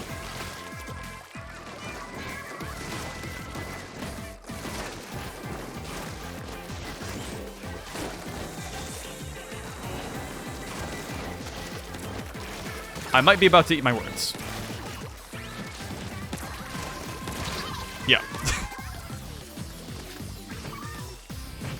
And then, Travis Scott Utopia, which, I mean, it's, like, probably the biggest album. Well, I was gonna say biggest, but then we got For All the Dogs, but I think that missed the cutout point for this year. Although Utopia is a better album than, For All the Dogs, so. And yeah, I'd probably say King's Disease 3 is the best of that list. I really don't know who it's going to go to, though, because Utopia is a very big release, big name, Travis Scott and all that. But, I mean, Nas is a pretty big name as well. Not, like, big modernly, but, like, historically. And on top of that, one of the earlier King's Disease albums won a Grammy for Best Rap Album, so we'll see. Voice crack. We'll see. Although personally, well, I guess I would say it's between those two, but the Drake dick riding do go kind of crazy, so we'll see. Again, it could go to a lot of things, but I think King's Disease 3 probably is the best. Because Utopia was a great album, but it's not like it was his best album. And also, as far as biggest releases of the years go, or one of the biggest releases of the year goes, I guess it is probably one of the best, which is kind of a shame, because like it's like between that, the Pink tape by Uzi Vert, Lil Uzi Vert, the Drake album, and it's like, yeah, I guess between those, it really is the best. But again, it's not like it's his best album, so it just feels weird to say that's like the best one, you know? Oh shit, it's Invader Zim.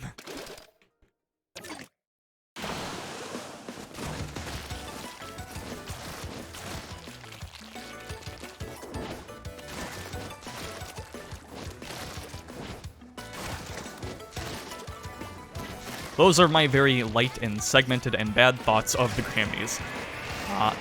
In a quick, light overview of it. Honestly, it's not the worst selection they've had, but still don't really like them. But it's fun to go over, I guess. Just talk about them.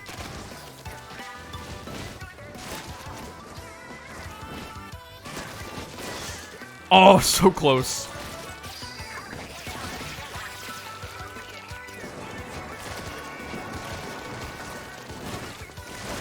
I mean, there's only so much I can talk about with that stuff, because again, especially when it comes to music, I'm not a very good critic. If there's one thing I would be a critic for, it would be for video games. So why don't we go into that? The Game Awards, why don't we talk about that? Let's start off with the big one, because it's at the top of my damn list. Get over here! Game of the Year. And honestly, pretty solid list. At first glance. I'll talk more about that later. But we have Alan Wake 2, which I'm kind of surprised by, because that like came out very recently. Although I have heard nothing but good things about Alan Wake 2. It seems very good. And I'll probably never play it, because it's an Epic Games Store exclusive. Mainly because they published it, so it's like, it's exclusive for a reason, but like, I'm still not gonna get Epic Games Store because of it.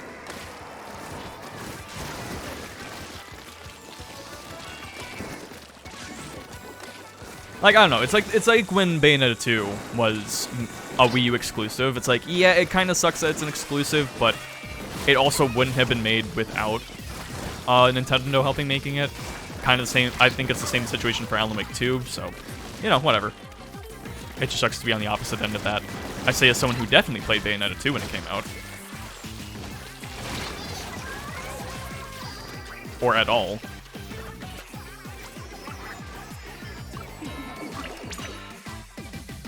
I'll get to it one day. I'll get to a lot of things one day.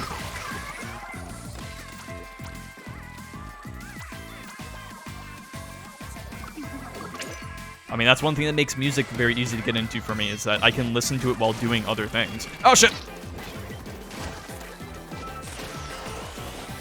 Like, if I wasn't streaming, I'd be listening to music. Or videos, I guess. But it's like, it's this... Oh, double tent missile is wonderful. But it's like, it's easy to multitask while doing it. And maybe I don't fully comprehend it as well as I could, but like... I guess there's, especially because albums are like shorter than games generally are, it's more digestible. It's easier for me to listen to more music than just to play more games. I guess that's kind of why I lean a bit more into music nowadays. Just because it's something that works with me and my productiveness.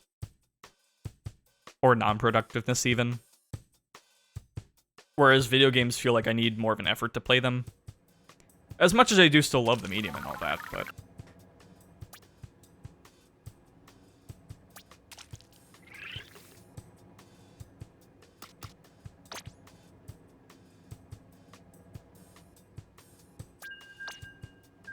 Yeah. Anyhow, other Game of the Year nominations. We got Baldur's Gate 3, which, I'll be honest, I think is gonna win. And it kind of is. I say this as someone who hasn't played it and only knows about it through what I've seen. Honestly, I feel like it probably should get Game of the Year. It just feels like it has everything going for it. A good development of what I have heard. Everyone likes it. People who aren't really too avid of gamers are really into it. Heard a lot of talk about it at work, even, and just, everywhere online and all that. Everyone seems to be happy with it, seems to be very good. Like, it's got everything going for it, and then some. We have Marvel's Spider-Man 2, which, I mean, I guess... Again, we'll get more into that later, when we see other nominations, because that's the key to some of Shiver Mid, how dare you, to some of the discussion with this, where I gotta bring up other nominations. Wait, this is a mirror match, isn't it?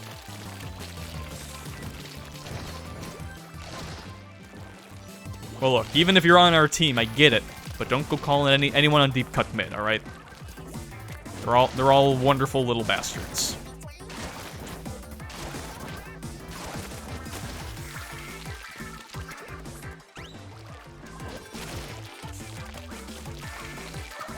we have Resident Evil 4 Remake, which, you know, solid choice.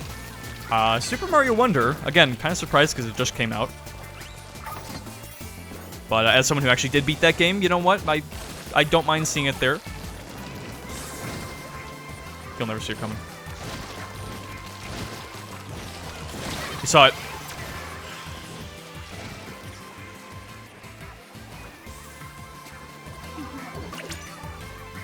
And then, of course, Zelda Tears of the Kingdom, which should surprise no one. I mean, it's Zelda. It's Tears of the Kingdom. Come on. If it, and I'll say this, if it's not Baldur's Gate 3, it should be Tears of the Kingdom. As much as I do like that game, and have not beaten it yet, I don't think it's necessarily Game of the Year. As much as I have been enjoying it and do love it, but it's not as... I don't think it's as quite impactful or special as Breath of the Wild was. Breath of the Wild, I feel like, earned, like, Game of the Year, whereas this year, not quite as much. What was the camera doing there?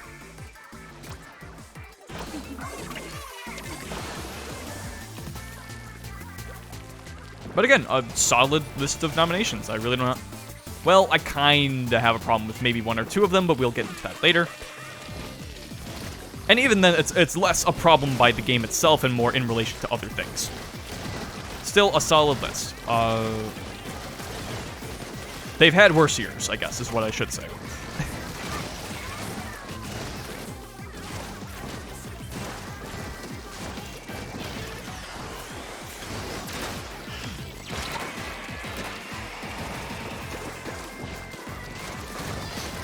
Game direction, fuck off! Game direction, I don't really have too big an opinion on.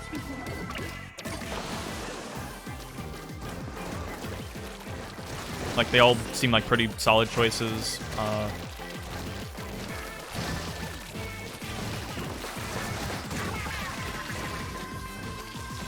This is a good option. I'm doing good.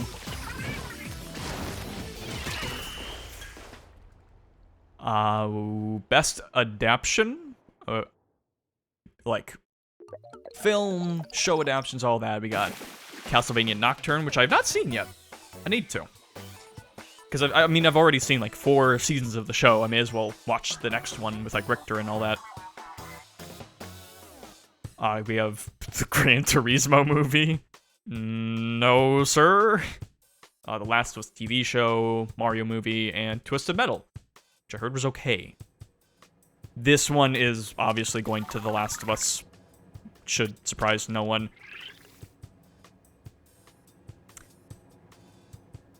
Speaking of Last of Us, as of finding out today, turns out they're remastering The Last of Us Part 2. You know, The Last of Us Part 2, the game that came out 3 years ago or so. A game that recent. They're doing an official remaster for. Neither the original nor this is going to be on PC, also. The remaster Part 1 was. Which I guess they're not doing it because it was... They're like, oh, well, the original one, the remaster was so bad. Yeah, because he did a shit job with it. Do a better job. If you're gonna deal with it. Oh, hey, it's Invader Zim again. But also, more than that, why are we remastering this game? There are now more remastered projects of this fucking game than there are games in the franchise. Because the first game got 2. And now we're getting one for the second one. There's not even a third game in the series. What are you doing? Sony, are your pockets that empty? You should put out Spider-Man 2. Are you that lacking in games? Maybe if you didn't... I don't know, man. I don't know what the fuck they're doing.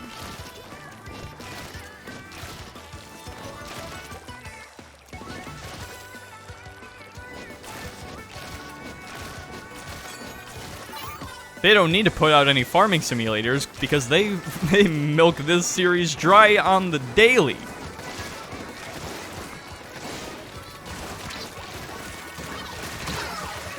That was wild.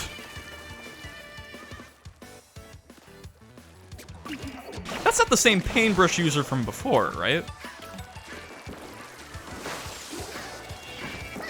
I saw the 24-hour entrepreneur thing.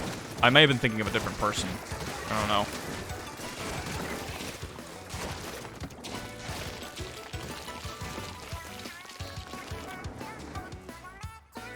Oh, my ink does recharge when I'm standing still. I was wondering if that was a salmon run only thing or not.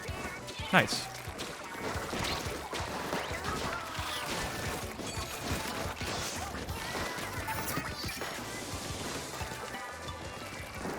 You may also notice I haven't been using my mines much. Me too. I just noticed that as well.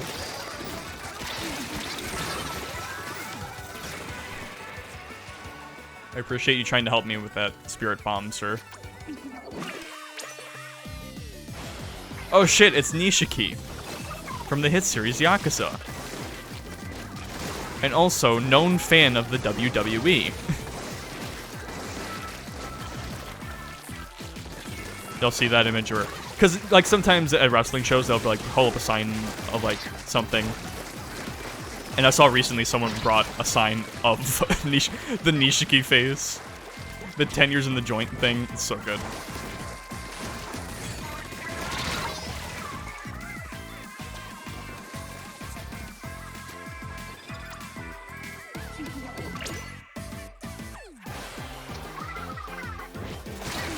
No, sir!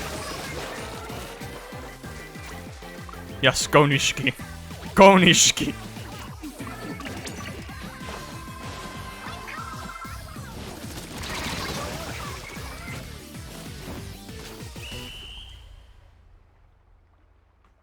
"10 years in the joint."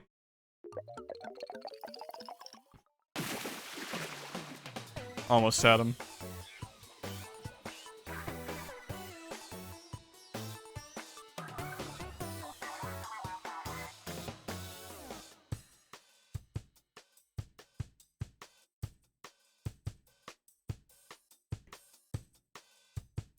Back to the awards. Next we have... oh, and I guess for best adaptation, yeah, The Last of Us show probably should get it. If it goes to the Mario movie... I don't know, man. Like, I liked it, don't get me wrong, I liked the movie, but it wasn't that good, you know? It was a Mario movie.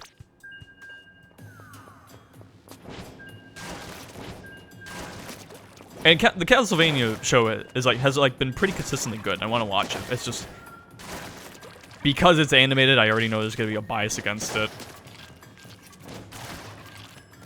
So even not that I'm saying it is better because I haven't seen it. I haven't seen either of the two. But even if it was, it wouldn't matter. Like, guarantee if Arcane came out this year, which by the way season 2 got announced, still not gonna watch it. But if it came out this year, guarantee Last of Us would probably still win.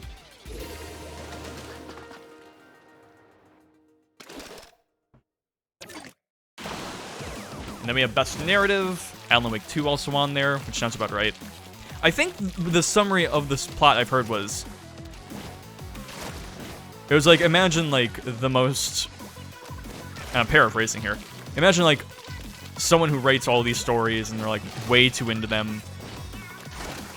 Pretentious art kid kind of stuff, you know? Now imagine those things came to life and he's got to deal with them. Is that the general consensus on Alan Wake 2? I don't know. Again, I've heard nothing but good things about the game, so.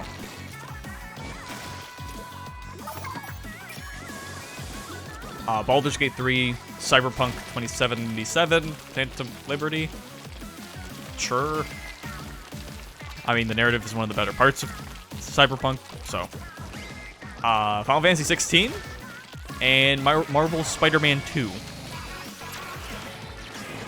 As someone who knows nothing about the plots of any of these games, I don't know which is gonna win.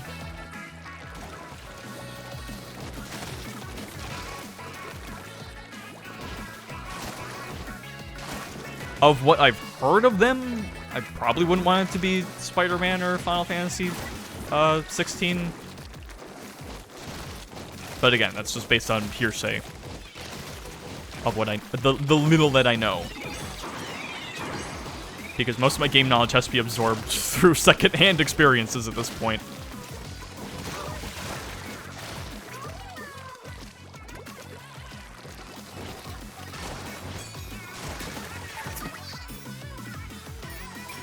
fuck this guy in particular.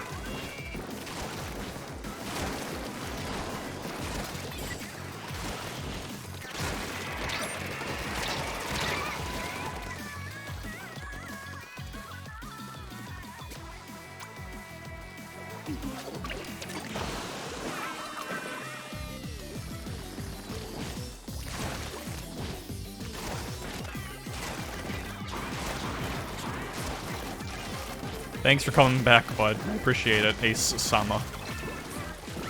Booyah to that.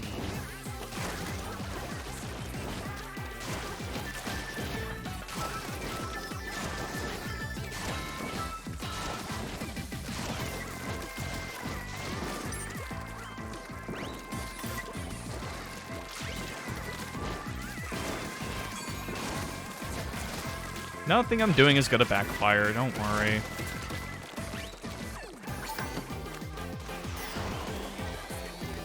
Uh-huh. Uh-huh. There's a time limit on this. There sure is.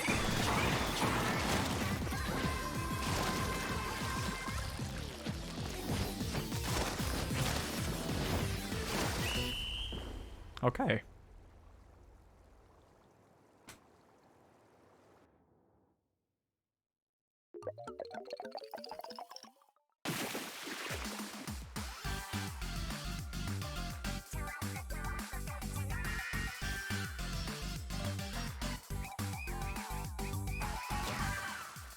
Bitch, I'm farting.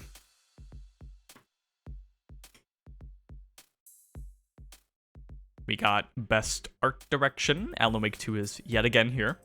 Hi-Fi Rush. Very good to see that here. Did I not get a single splat? Damn. Yeah, it's a good thing I can't team up with people, because otherwise I would know they would not stick with me, because they carried my ass. Lies of P, which I hear is good. I guess. I don't know, that's just a game I look at and I'm just like, nah, man. I'm good. Like, just something about... It's like I was mentioning... It's like I was mentioning earlier with, like, Olivia Rodrigo. And in a harsher sense this time for Lies of P. Where it's just like, I look at it and I'm just like, man, I have no interest in this. Absolutely none at all. I really could not care less.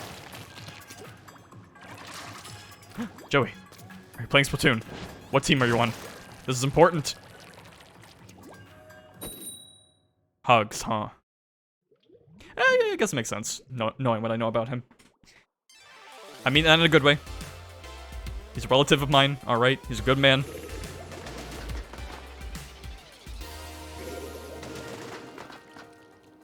Sans. I hate to see us now as enemies, but it must come to this. And then, also in the category is Mario Wonder and Tears of the Kingdom. I mean, I feel like Hi-Fi Rush is probably the easy choice here. Mario Wonder would be nice, I guess, and Alan Wake 2, depending on what that game is. But it would be nice to see it go to Hi-Fi Rush. Best Score in Music, a category I think is very important, and I'm going to highlight that, because the Game Awards certainly did not highlight it like they should have back in the day. They were good on it last year. They actually, you know, didn't just do mention it as one of its side categories that they'd bring up for 5 seconds. They actually gave it the full, like, segment, and they even, like, played some music from it. And then they did all that, and then they just gave best soundtrack in that to the new God of War game, and I'm just like, come on. You're so close. Not saying that game had a bad soundtrack or anything, but best of the year... Sans, I'm so sorry.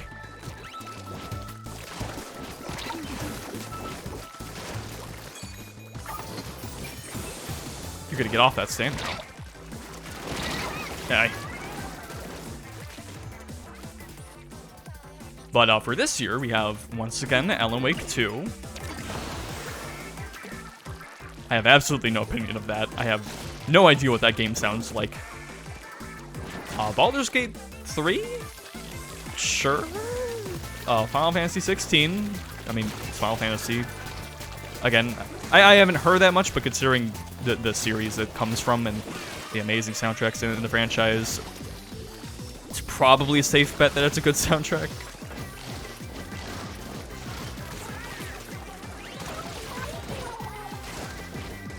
I mean, I could be very wrong on that, but... You know what? Fine, I'll just... Sorry, Sans.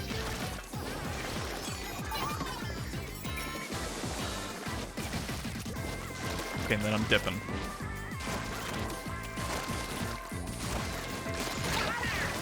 Sorry, Sans.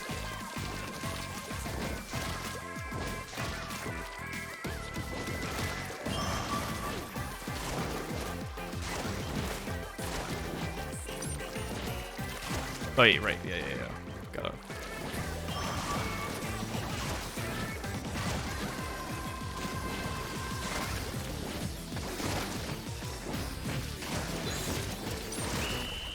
It would help if I was better at managing my ink, but I think I got very separated and we lost that, right? Yeah. Yeah, but not as bad as I thought. Okay.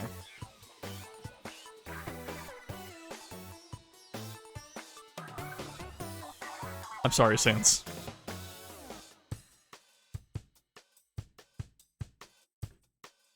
Oh, and the other two are Hi-Fi Rush, which is obvious, and Tears of the Kingdom, which I will vouch for. I know there's like some weird on and offness, I guess, with not just more Breath of the Wild than this, with that game's soundtrack, where it's like some people say it's the best in the series, but then others are like, oh no, it's one of the worst because you barely hear the music.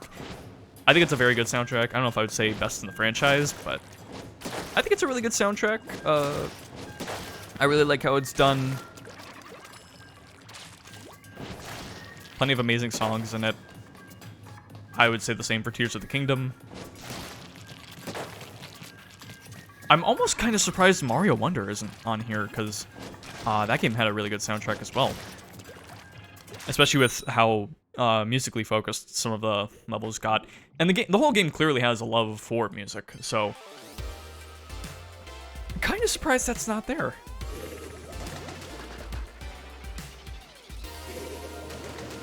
I mean, I have a bit of reasoning for why it's not there in my mind, but I'm not going to share that, because it's maybe a little too negative. I slid really fast there. I thought I was going to fall off the cliff.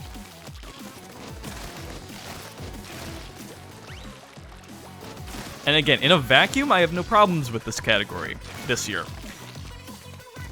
Or, well, I had some shaky thoughts, but I'm like, okay, it's not bad. We'll get there, though. Trust me. Next is audio design. Because that's something I know. Alan Wake 2, yet again. Dead Space Remake, Hi-Fi Rush, Marvel Spider-Man 2, Resident Evil 4. I feel like Hi-Fi Rush is the easy one here. Oh yeah, and for best score music, yeah, probably Hi-Fi Rush. Because the thing is, it does have a lot of licensed music, and that gives it an edge. But it's got a good amount of original tracks, and they're pretty good, too, so... And it is kind of cheating for both of these categories, just because it is a music-focused game, but... I mean, if it is a music-focused game, it should have the best one, right? So... Audio design is kind of a different thing. Like, I could see another game winning that, maybe, but... we'll see. If anything, it should win at least one of these categories, and if it doesn't win either, I'm gonna sit there and just watch the rest of the show in contemplation of a lot of things. No. I'll be very benevolent about it. Yes. Good suggestion, fellow Splat player.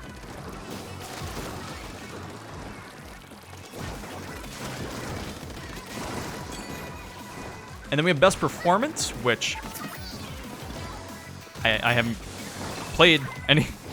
This is the problem with, like, calling myself a gamer man. I don't play enough. I really need to. We have Ben Starr from Final Fantasy 16, Cameron Monaghan, Star Wars Jedi Survivor, Idris Elba from the Cyberpunk DLC, Melanie Liburn, I hope I'm saying that right, from Alan Wake 2, Neil Newborn, Baldur's Gate 3, Yuri Lowenthal, Spider-Man 2. Honestly, like, at least all of what I've heard of them, honestly, all really good choices. This is actually a category I have no issues with, really. I mean, maybe, but... I don't know, they all just seem like really good performances. Of what I've heard, the Baldur's Gate 3 choice and the Final Fantasy 16 choice seem like the most likely.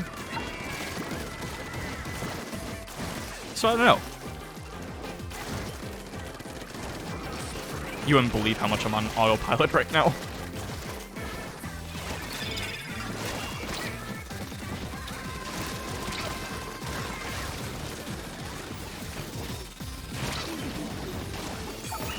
Oh, almost.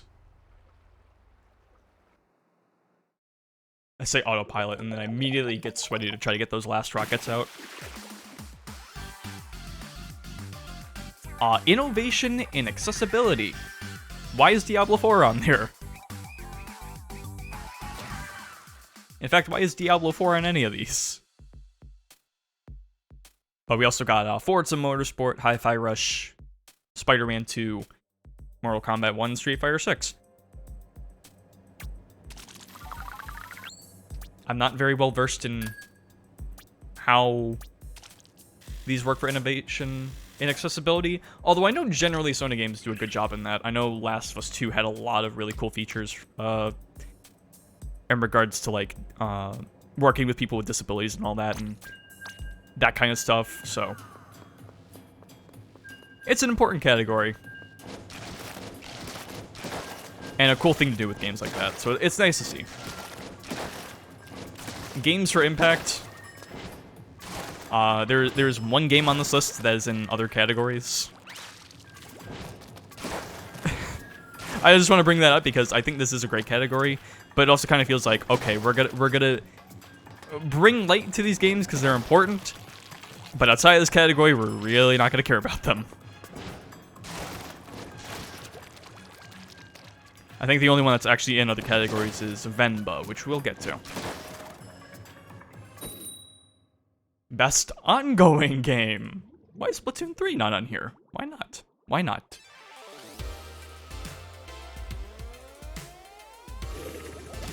I'm only half joking, but I'm like half joking with that, by the way. Like it could, but I mean it's Splatoon 3.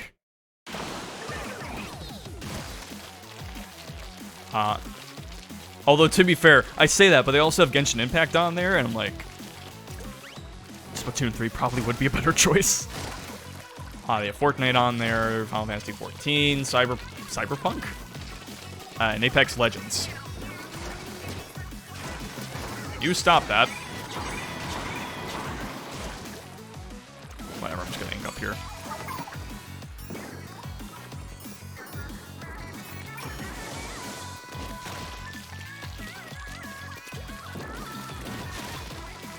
Cyberpunk feels weird to be on there. Especially, because like some of those games are like games that are supposed to have ongoing support. I don't know why. Cyberpunk feels weird to have on there.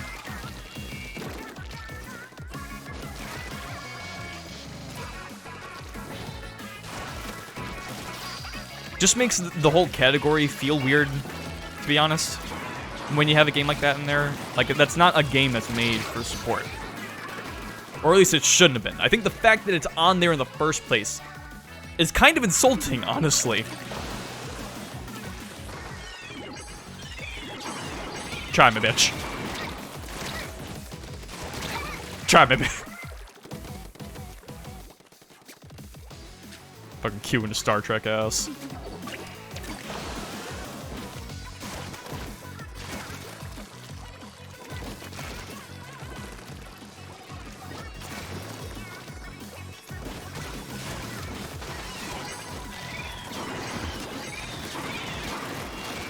Oh. But yeah, I got no opinion on the winner. Maybe, honestly, all of these kind of seem like they're going down the fucking... I haven't really heard much about Apex, but all the others, and I'm kind of insulted about Cyberpunk, as I said.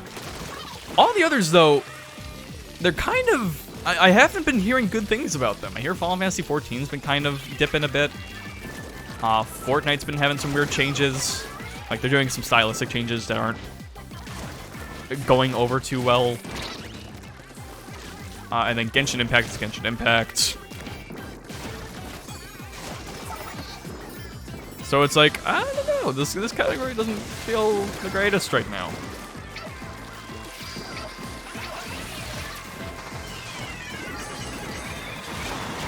No way.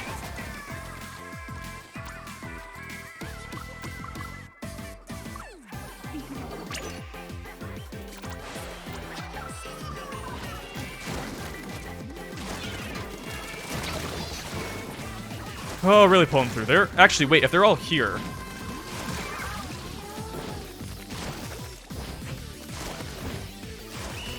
Yeah, I'm like, wait, all of their teams in mid. Maybe I should try to go up their base a bit. Then again, no, that was a good choice. Okay. Great choice, even. And then we have best community support. Again, it feels weird to have a game like Baldur's Gate 3 in there. It just came out. I get it, the whole Dungeons & Dragons thing, but... eh. And Cyberpunk 2077, why? Destiny 2... I've heard fans haven't exactly been happy about that game, so... And then Final Fantasy 14, again, kind of on the down right now, and then No Man's Sky... I don't know, maybe Final Fantasy 14, because even if it's on the down, it's probably still good. Maybe No Man's Sky. Sure. Oh, here's where things start getting spicy for me. This is where the nominations and things really take a turn for me. This is where we can get the discussion started. Best indie game. So, I'm actually going to go over this, and best debut indie game. I think it's neat to kind of have them separated, because it allows, you know, just get some more light on indie games and all that. However, 3 of the games in both of the categories are the damn same. We got Cocoon, Dredge, and Viewfinder in both categories. Y'all remember Viewfinder, right? You remember the viral video of it where a line of dialogue is said, and then the dialogue option is turned off as fast as possible.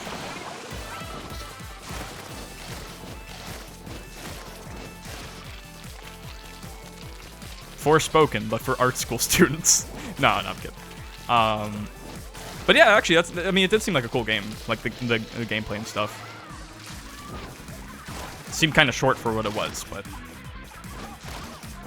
I mean, hey, I seemed interested. I wouldn't mind playing it.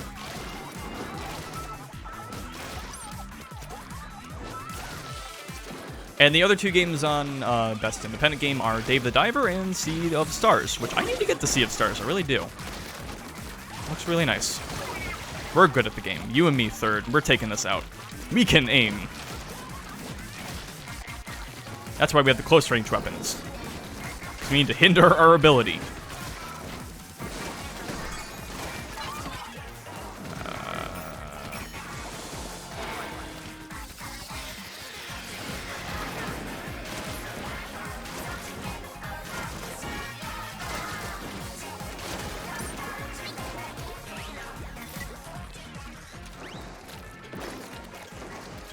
They'll never see it coming.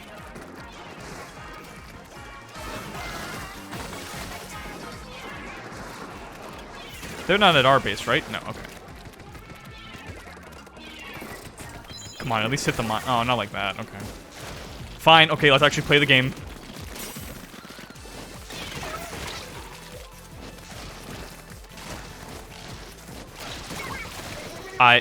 Okay.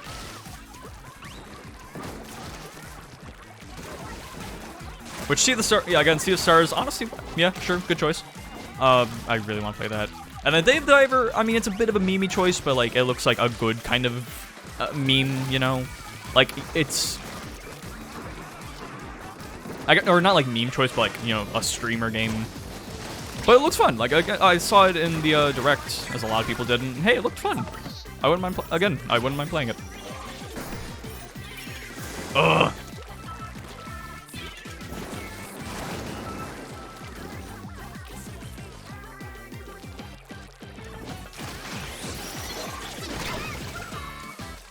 You swindled me. But you know I'm just gonna come back even strong. I didn't just see some BMing, did I?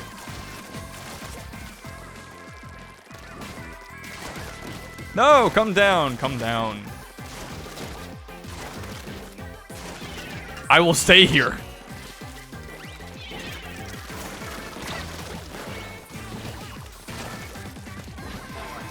Hey, if he's not doing— oh, shit.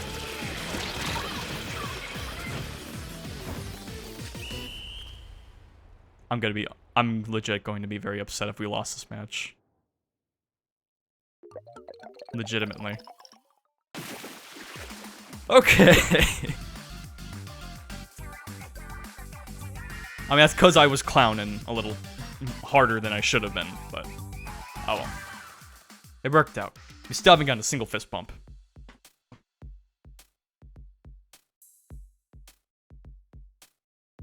Only a little sad about it.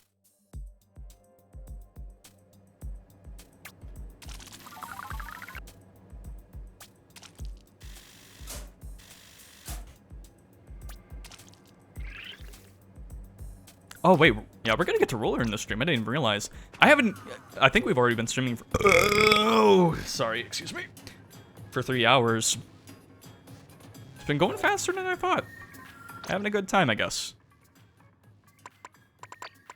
No. I'm just gonna switch to the dab. I feel like this gives us our best chance of getting fist bumps. If not now, we gotta grind for it next stream, but I know I'm gonna have less time for next stream. So, let's get it while we can.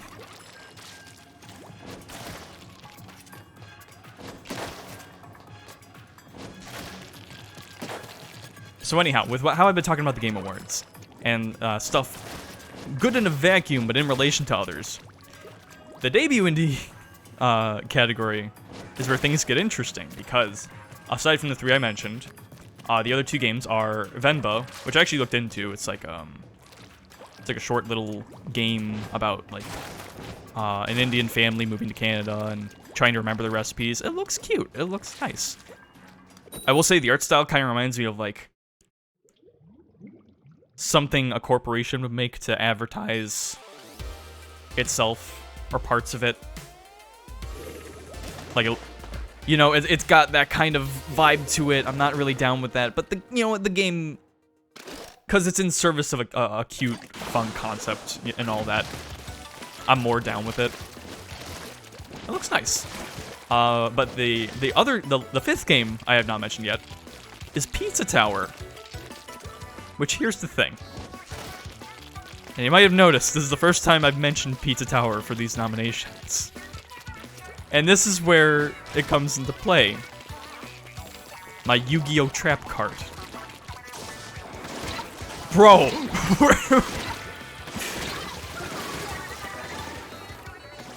I'm not— okay, fine. It was that was a good play. I got distracted by Pizza Tower. Get out of our base. Anyhow. It's nice that Pizza Tower is getting acknowledged like this. It's very nice, even. Here's the thing, though. This is its only nomination. The only one. It's not in Best Music or Score. It's not in Best Art Direction. Dare I say, it's not even considered for Game of the Year. Should it be? I mean, it's a loaded year for games. But also, that's where I also wanted to bring up, there's not a single damn indie game in that Game of the Year list, even though there definitely could be. But no, Spider-Man, we can go with Spider-Man 2. That's a solid choice. A game where people complain that every enemy is the same, and it can get very dull. Then again, I shouldn't be surprised then, because God of War had the same, 2018 had the same problem, that one Game of the Year. So what do I know about video games? I mean, I have been mentioning I don't play them enough.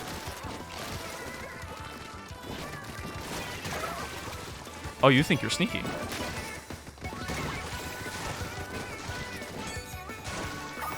Alright, fine, you think you're hot shit. Crush this.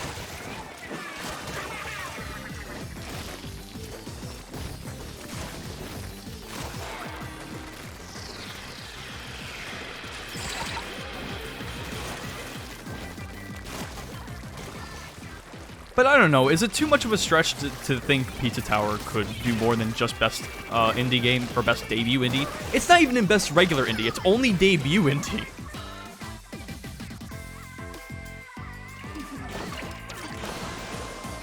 I mean, it's like, am I wrong to think it wasn't a very beloved game when it came out by a lot of people? That it wasn't, even like from not just community, but from like if we're going by like reviews, it was still very well reviewed among some of the best of the year. Even just like Steam, not just like Steam reviews where it is like completely overwhelmingly possible. I'm not focusing on this battle at all.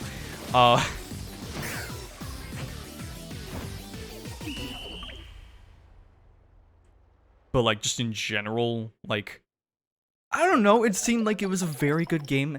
Everyone loved it. But yeah, I guess it's only good enough to be nominated in this one single category. And again, I will remind you, these awards really do not matter at the end of the day. It's just fun to discuss. But I will say that it's very interesting seeing some of these placements. It does give me a lot to think about, and how these how games industry-wide are seen, I guess. You know.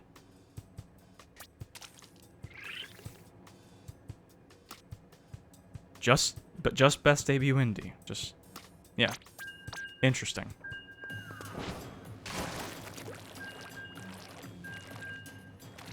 Best mobile. Moving on. Best mobile game. It's gonna go to Honkai Star Rail. It's Hoyoverse. It's going to get it. I mean, what do you really think Final Fantasy VII Ever Crisis is going to get it? You know that just recently had like a Final Fantasy IX event for it? Sure, fine. Whatever, man, I'll take any Final Fantasy IX content I can get. It's the only reason I even want to play that Dissidia mobile game. Because apparently the writing in it for Final Fantasy IX stuff is actually really good.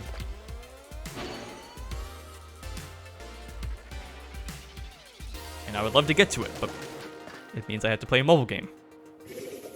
Even if it's not, like, super predatory with its monetary practices, it still doesn't make it fun. And it just makes me appreciate a game like Splatoon 3 more. Bringing it back, baby! Ares.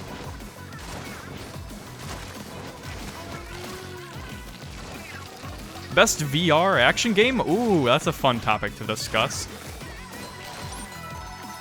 Refreshments. Actually, hold on. Let me go back to this. Let me focus here. I want to win the times 10. I want to see if we can get a times 100. And then lose it, and then make me sad for the rest of the Splatfest. Like last time.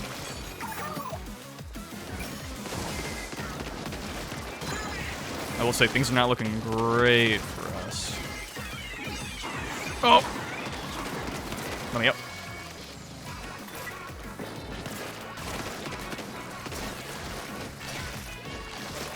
Let me help the homeboy. Okay.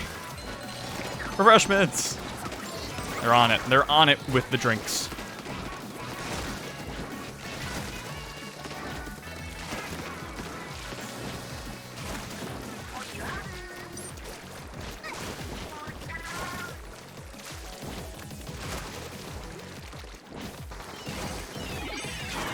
Oh, no. I gotta get that section real quick. I just realized there's a guy in our team named Pika P.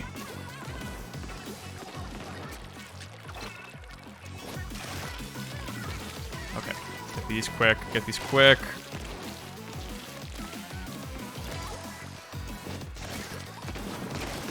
Doesn't seem too bad. I think it's a little more in their favor, but the match doesn't seem too imbalanced. Doesn't seem hopeless, at least. If you know, you know.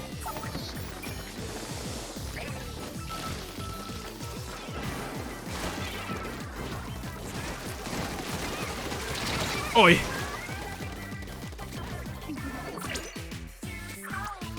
I hope that guy doesn't see me.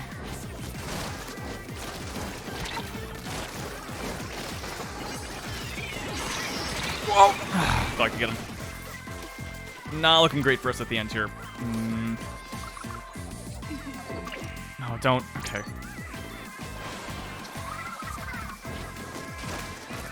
I'm gonna try to ink enough turf so I can maybe get another... Okay, good. So I can maybe get another Tentamissiles. It's gonna be a very big stretch to actually get it, though.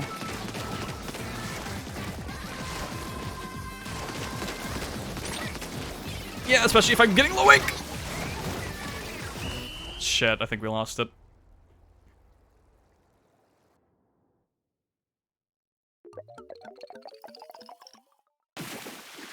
Yeah, close match, though. Close match.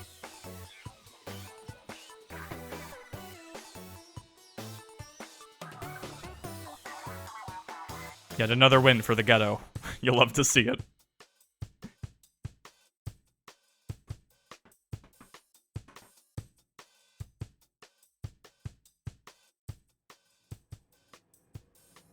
But yeah, going back to it. Best VR AR game...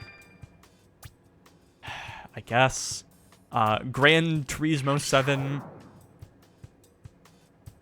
Horizon Call of the Mountain. Resident Evil Village VR mode.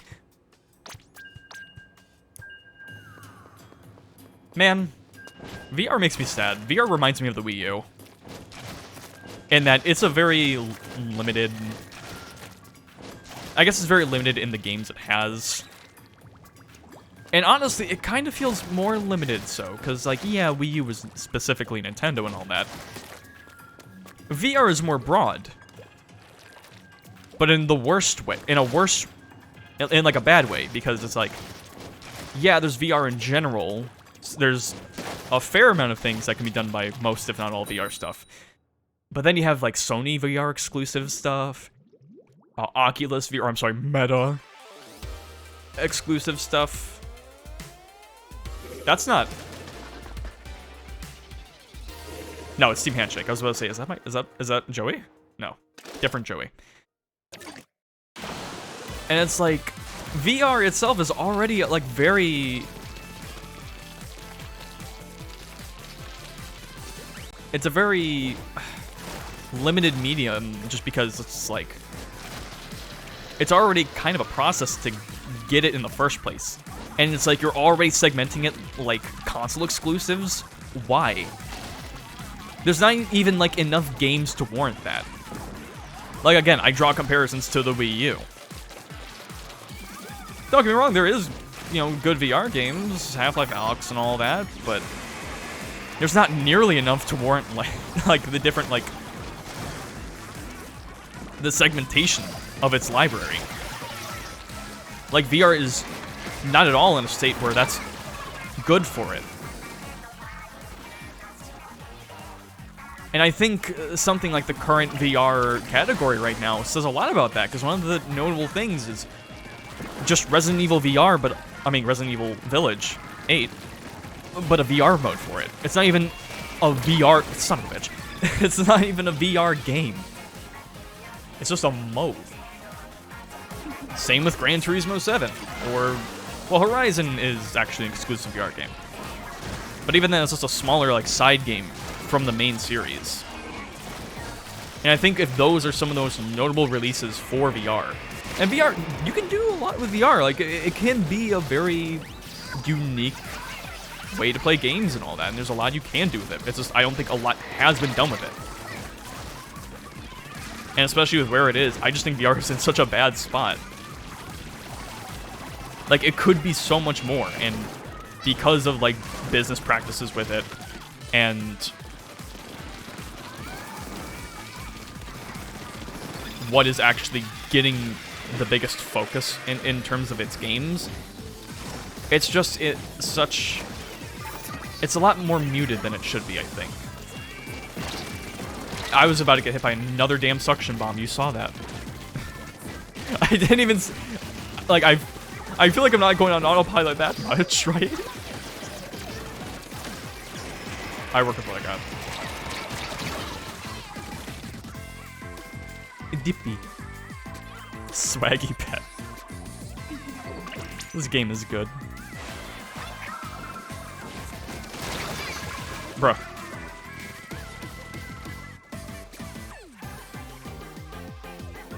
I was gonna say things are looking bad for us, but they are missing a lot from their spawn, so honestly, if we pick it up a bit, like during these last 10 seconds...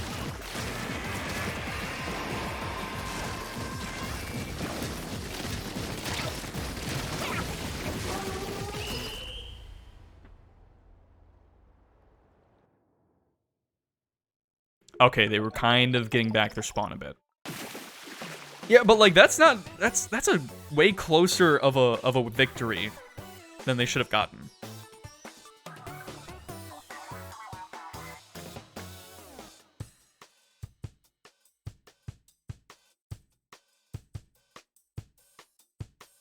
I don't know, man. VR, just where VR is right now makes me sad. And I say that as someone who really hasn't interacted with VR much, because yeah, I still have that buyer's remorse from my index.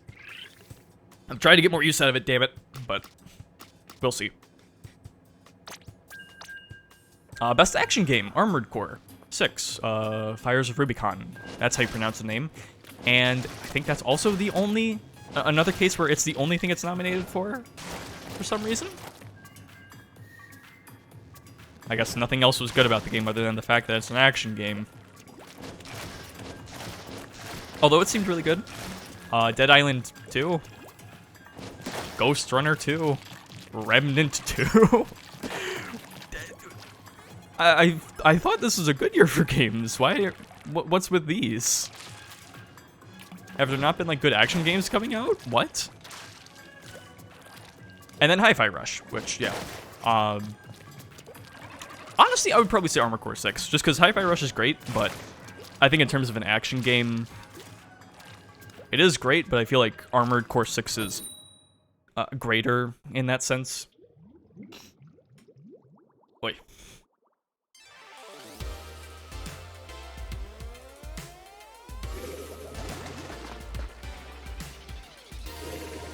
Wait, MC Prince.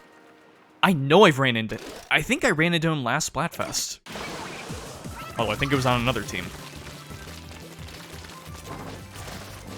It's weird seeing repeats.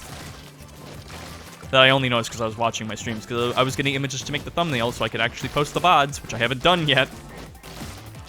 Oops. And you all expect me to stream some game that's not even out yet.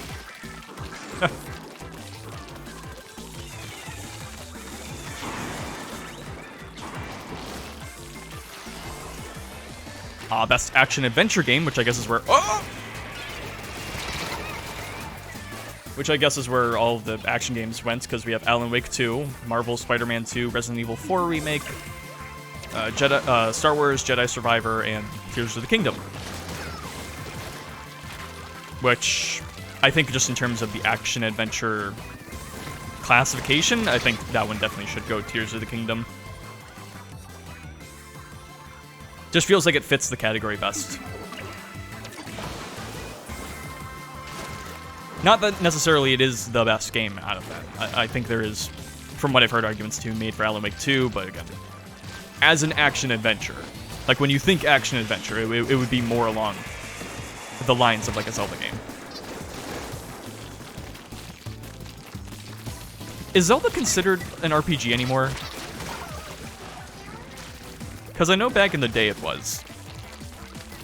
But, like, it would be weird to see, like, Breath of the Wild or Tears of the Kingdom in the RPG category, right?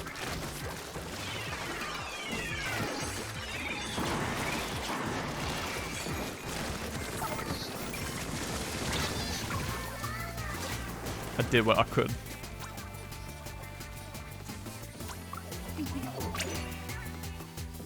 Best RPG. Baldur's Gate 3. It's gonna be Baldur's Gate 3. I don't gotta say anything else. No, but we also have Final Fantasy 16, Lies of P. Well, okay, fine. If Lies of P can be an RPG, so can Tears of the Kingdom. Fine, fuck you. Sea of Stars and Starfield. Not a bad list, honestly. But yeah, I mean, it's kind of weird just because for as many good games as we've been getting, and RPGs especially, it's been a very good year for RPGs, tactical RPGs, all that. It's like, It is It will be Baldur's Gate 3. Is there any doubt? Did you even see? He did see me.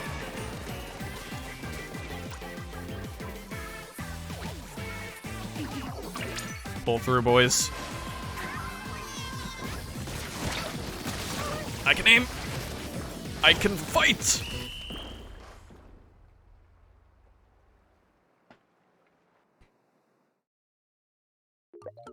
Oh, hey, speaking of which, best fighting game. I didn't even mean to do that.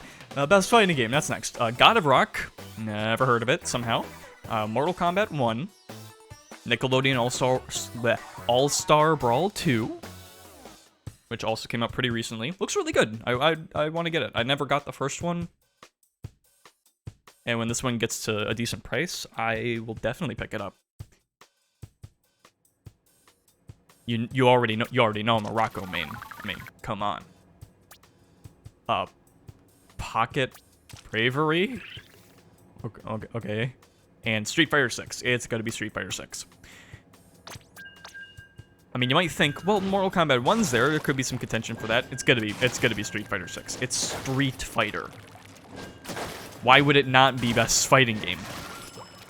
Even if it was something like Street Fighter 5 when that launched, because that launched in a bad state, it would still win.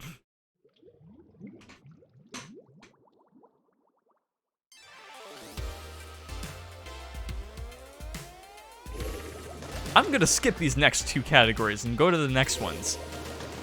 Because I want to end with those, because that's where the... I got shit to say about those two, so let's skip them. Best sports and racing, no opinion. No opinion of that one. Best multiplayer, presented by Discord. What? Baldur's Gate 3, Diablo 4, Party Animals, Street Fighter 6, and Mario Wonder. Not a bad list. And you might think, well, it's Baldur's Gate 3. You're gonna say it's Baldur's Gate 3. No. Because here's the thing, I didn't even know that game had multiplayer until I read it. It was in this category.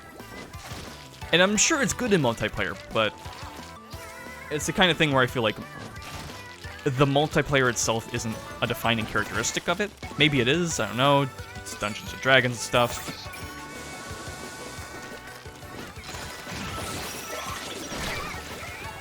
Okay, so it does have more more armor than I think it did. Cool.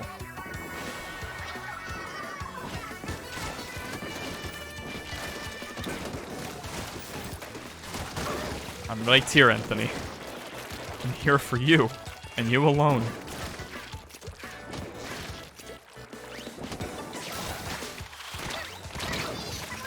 I was nowhere near the dude.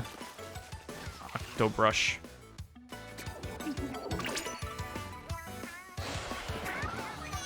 Diablo 4 theoretically could get it. I don't want it to. I don't want Diablo 4 to win shit. I'm on that I hate Blizzard pack. I'm on that don't let him get away with anything kind. Smoking that good shit.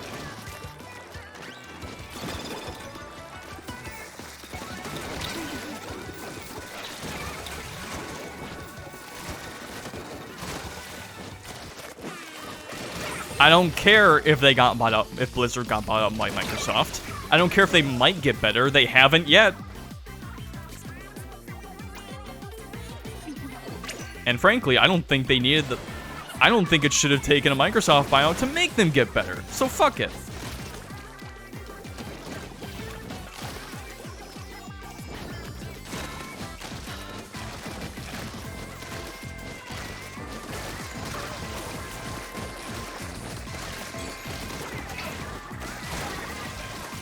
He was going off the edge just to spite us. Okay, fine. I had to get some use out of it. I didn't see anyone around. Oh, there's a little spot over there. Oh, I can get that. It's not much.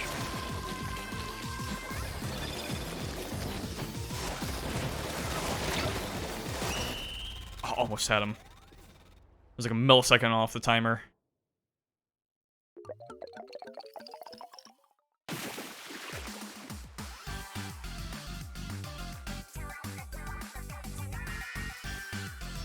please, man, I just need a fist bump. Just one. He's shy. But yeah, honestly, for multiplayer, I think it's either gonna be Mario Wonder or Street Fighter 6. I mean, Street Fighter, pretty self-explanatory. But Mario Wonder, honestly, as someone who did play through that game, I just really like the multiplayer component. The whole ghost system thing and having just random people play the level with you and all that. It led to a really, pardon the pun, wonderful experience. Like, it was very nice. It made the game that much more enjoyable. It really pushed that game, forward for me. It did also kind of make the game easier with the whole reviving mechanic, but I don't mind it. Because even though it did make it easier, it felt like... It felt personal. Just because it's like people actually helping you and all that. I mean, with the standees, not quite as much, but when it's like the other people on the level playing with you, it felt like a moment, you know? I think the multiplayer in that game is really good, so I'm gunning for that. But also, I can definitely see it going for Street Fighter 6.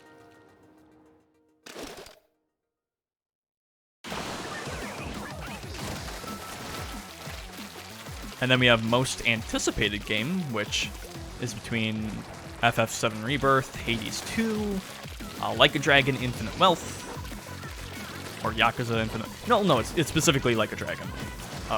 Star Wars Outlaws, and Tekken 8. This one will be going to Final Fantasy VII Remake. I mean, Hades 2 theoretically could be a very anticipated game, but we've really only gotten the reveal trailer from last year's Game Awards, right? I mean, there's not really a lot to go off of. Even though the first game was a bomb. I'm sorry, not like it bombed or anything. Like, it was the bomb. Lingo, whatever. I'm an English major. But it was a big hit, and a lot of people loved it, and a lot of people are looking forward to the sequel, but we haven't, aside from knowing the sequel exists and it's going to come out, we don't really know a lot about it. In comparison to something like Final Fantasy VII, where we've been seeing a lot from the game. Okay.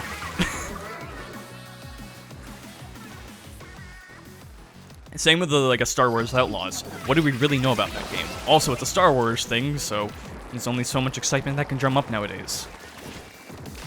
Tekken 8. We know a decent bit about Tekken 8 actually, but I don't think it overshadows quite what FF7 Remake is. And then Like a Dragon Infinite Wealth. I mean, it's Yakuza, so like, hey, ooh. The people who are excited for it will obviously be excited for it. But I think if you're not already a fan of Like a Dragon or Yakuza and all that stuff, I can't see how much it's really going to excite people. And also, I do want to get more into the series. I've only played like 11 or so hours of Yakuza 0. It's really good. I do really like what I play. It's just I just need to fucking play it more. Oh no. He got me. Oh, it was a different guy. But also, is this just me, or does it feel like, as good as the series is Yakuza getting a bit, like, oversaturated? Because it just feels like there's a new game coming out, like, every less than a year or so. And it still seems good, it still seems... Oh, shit. It still seems like the fans are happy with them and all that. I'm glad about that. It's just...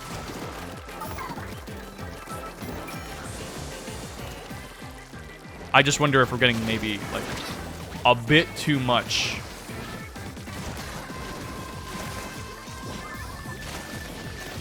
As it stands. I didn't even get him. I threw the game on the line for that, and I didn't even get him.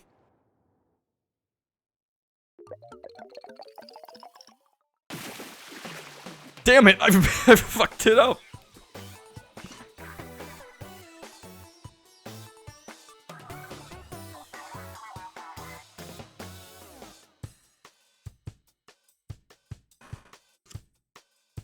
Trust me, this is good for me, because I wouldn't say I'm on autopilot, but I'm not focusing the most. on the game, and that's good, so I don't focus on my wins and losses.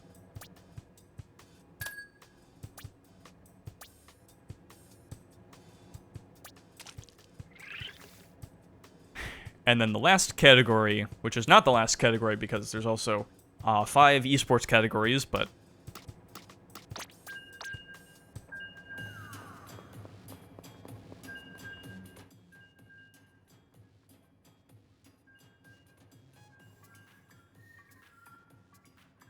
But yeah, the last category is Content Creator of the Year, which... So there's this thing called the dead internet theory, where it's like most of the people online aren't actually real people. I don't know if I believe it or not, but something, when I see an award like this, or a category like this, and I see the nominations, I'm like, maybe there's some truth to that. You know the biggest streamer on Twitch right now is just like some Xbox streamer? I kind of thought it was still Kai Cenat, but no. I think he's number 2 right now. No, it's just some guy I don't even know. Most of the people in the top 10, I don't fucking know. Which I guess is usually true, but I usually, like, at least know something about the biggest guy. And then I see the current person. I can't even tell you their name. I don't even know it.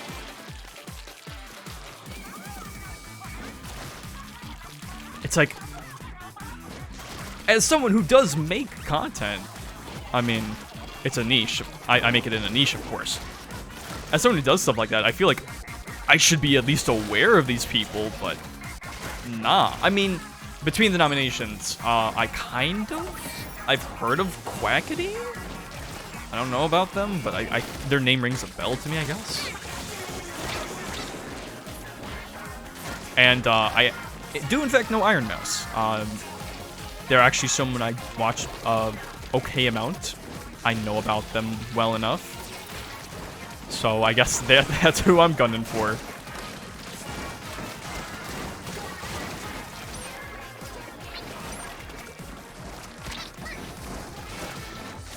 I don't know. It always just feels... I mean, because I actually have... Oh, good, someone on our team left.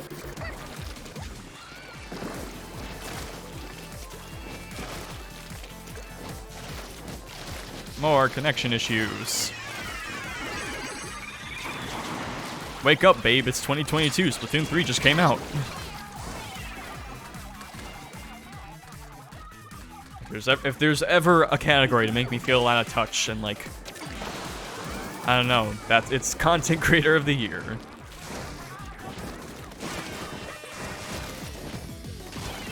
And it's like, great, the only one I know is the only one I actually know is the damn VTuber.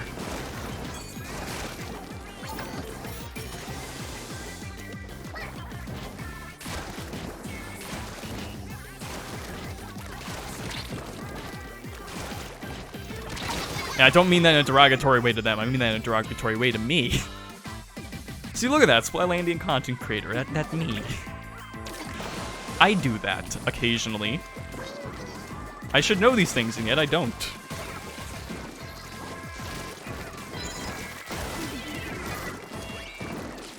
I definitely didn't just place a mine because I heard the mine sound, and I'm like, oh yeah, I should be using that. No, I'm calculated with my mines. Trust me. Look at that. See, it worked.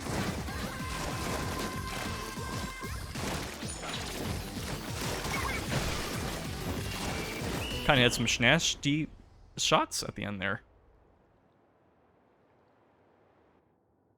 Computer, delete the last 15 seconds of the stream. Make it 20.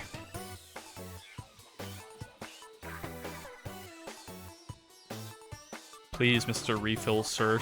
Vowels spelled with numbers. Don't put me in your clip compilation. But if you do, include that line.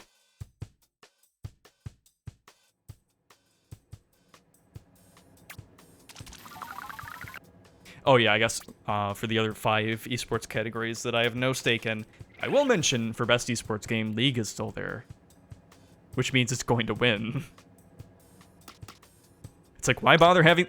I don't care if Counter-Strike 2 is there and it's new. We know it's going to get it. Why bother having the category?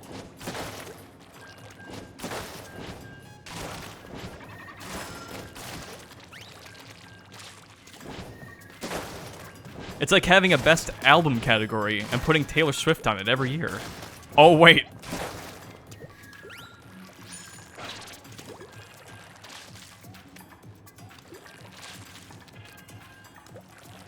And you thought I was a hater with horror movies. Just wait till you hear about... Just wait till you hear about something I actually... Just wait till you hear me talk about something I actually like. There we go, I can talk.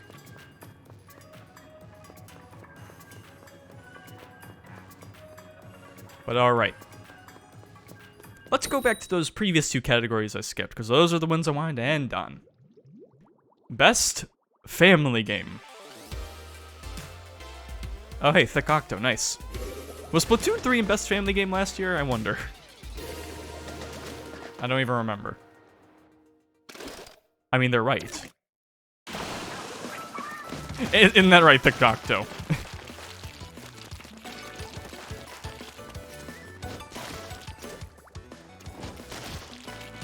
But yeah, we have Disney Island Illusion, which seems like a good choice. The Rayman inspiration. Honestly, Rayman has inspired quite a bit this year, because I think it also inspired Mario Wonder quite a lot. Which is also on the list. A good, solid choice. Party Animals, sure. Sonic Superstars? Which, honestly, I'm kind of fine with it, because it means it actually gets nominated for something, you know? It's nice to see one single dub.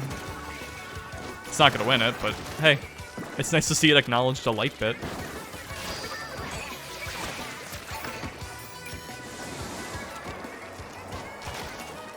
Again, you might think best soundtrack, but honestly, from this time with Sonic Superstars, maybe not this one. Frontiers, yes, it should have been if it wasn't.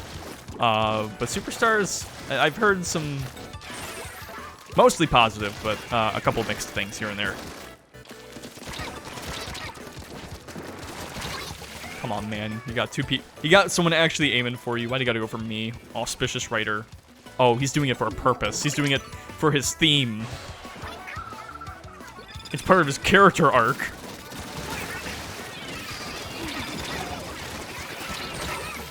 Oh, I need to specifically take out this one man with a dually squelchers. Just so I can come to a realization and become a better person for it. I'm a very talented writer. That time I was going for him.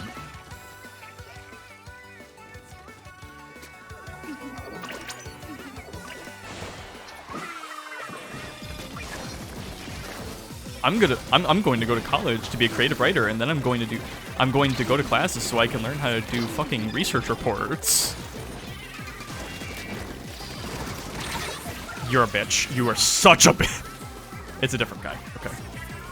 I'm still mad.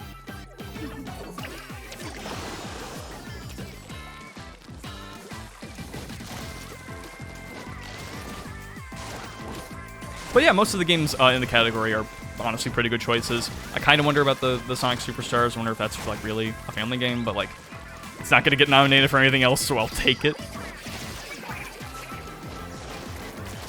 But there's one game on there that I really have to wonder about. That I'm like really like, why are you here? So let me just finish this roundup real quick. Woody's roundup.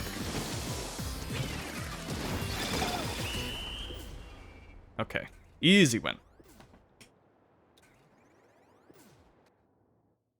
But there's one, there's just one game I have to wonder, why is that there?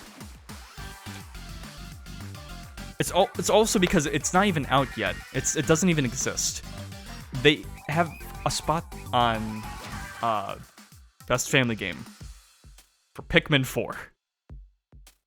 Which is weird, because the game's not even out. Okay, let me drop the bit for a sec. Why is this here? Is Pikmin a family game? Really? I get, like, okay, it's got the cute dog, it's got Ochi and all that. Yeah, sure. Why? No, it's... Have you played Pikmin 2? Do they know of the horrors? Do they... I mean, I guess because fans and that kind of stuff are a different thing.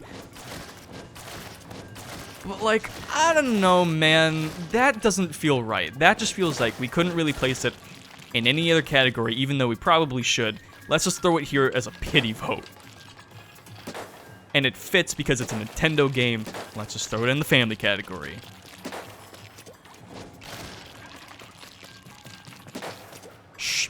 Sure. Whatever.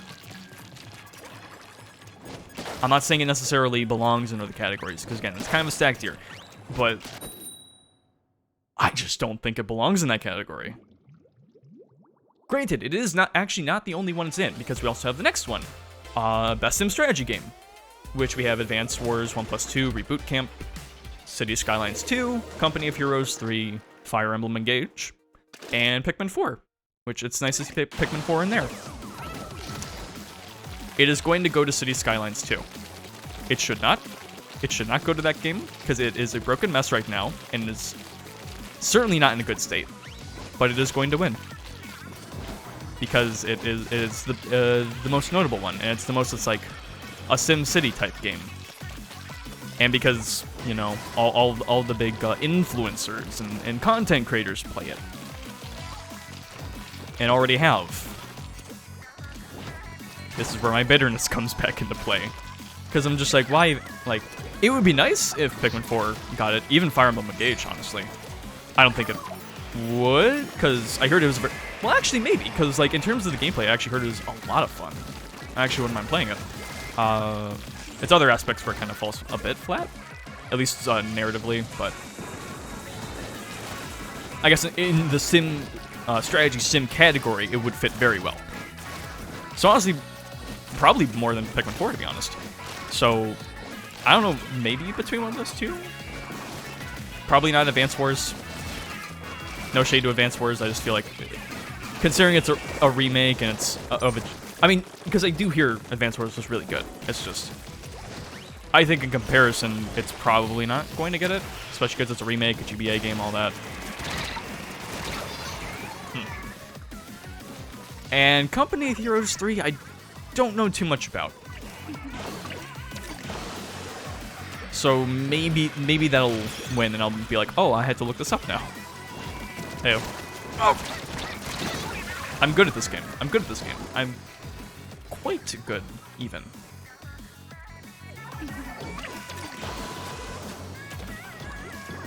How often have we seen this map in this rotation? I feel like we've seen it like twice. Refreshments. Because I'm pretty sure the last time I saw this map is when I was talking about the damn Grammys. I don't think it was, but... You really decided to chase my ass down when there were 3 other people. Fuck you. Personally. Objectively. I don't know if it can be objective, but if it could be, fuck you.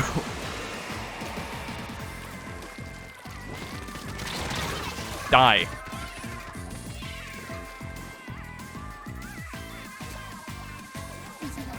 No, this is fine. They kind of let their specials loose a little too early. Oi. Yeah.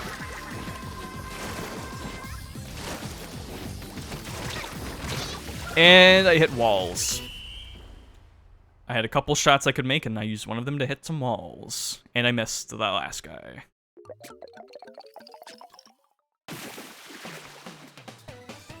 Oh well.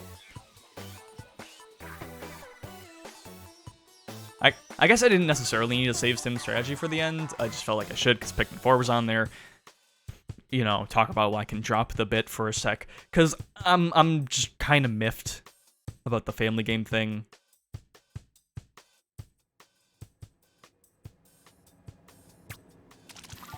It's just like... It's like, that's not a game for families. Like a sim strategy game like that? Not at all.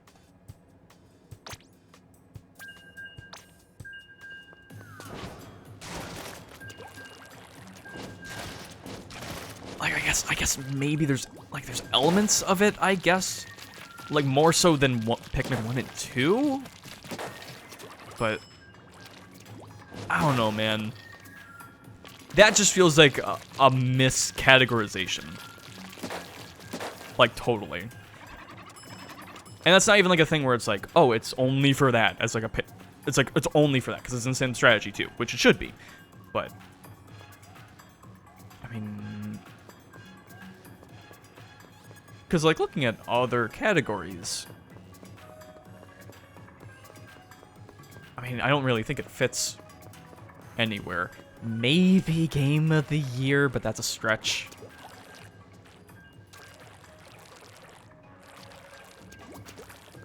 So I guess if you have to put it in one other category, maybe, fine, but like... I would rather, honestly, I would rather it have just been only in sim strategy. Because much like putting Cyberpunk 2077 in, like, best ongoing game, it just kind of feels insulting.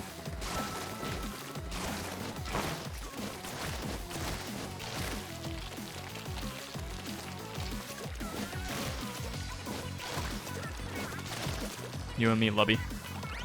Lubby from the Hit series 2 set.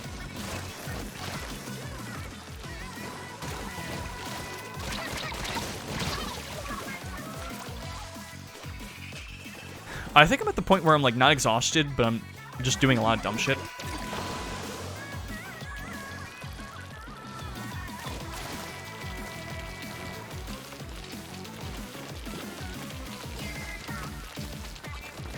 Should I stream the Game Awards? No, right? Because, like, they do things where it's like, oh, no, we're definitely safe to stream, and that they'll still play, like, music that's a little too close to being copyright claimed. Just happens a little more often than it should.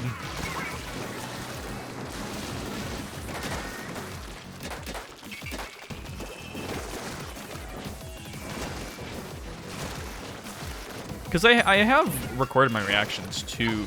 Oh, shit. To a... Please, I just need... Okay, thank you. If I could just walk more than, like, a snail's pace when I'm in other people's ink. Look how slow... I can't even exemplify it. Look how slow this is. It sucks.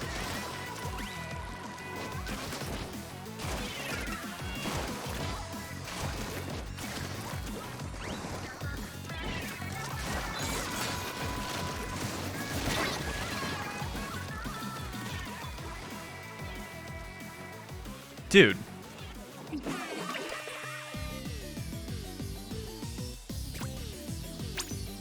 Bring me his ass.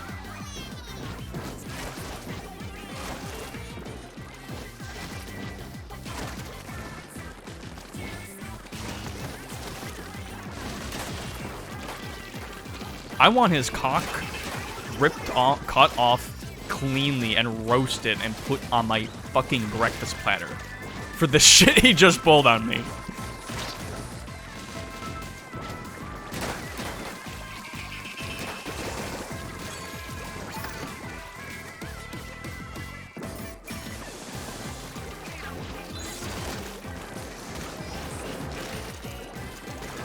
That was that one was personal, man. And it's gonna look real bad if we lose.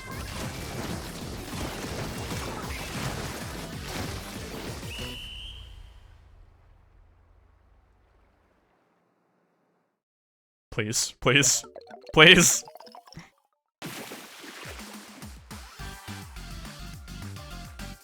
The good guys have defeated the bad guys.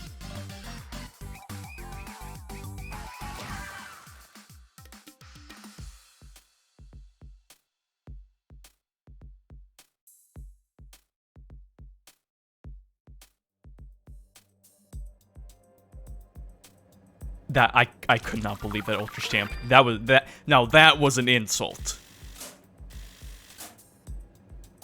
Like, bro was just like, I'm gonna let this rip on this one individual for no reason other than to spite him. And you know what? It worked, but I guess it backfired on him now, didn't it?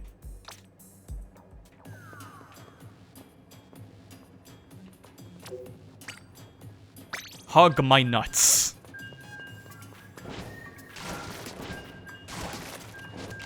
Handshake them even, but please do not fist bump them.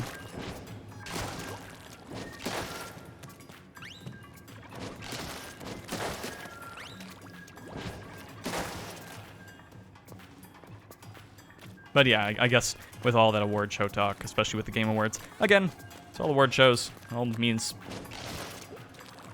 not that much. Oh, Mark. You're on my team. Very good to see. Sorry you're in open, though. I can't join you. I've been cursed to not join that for the rest of the fest, for some reason. Couldn't tell you why.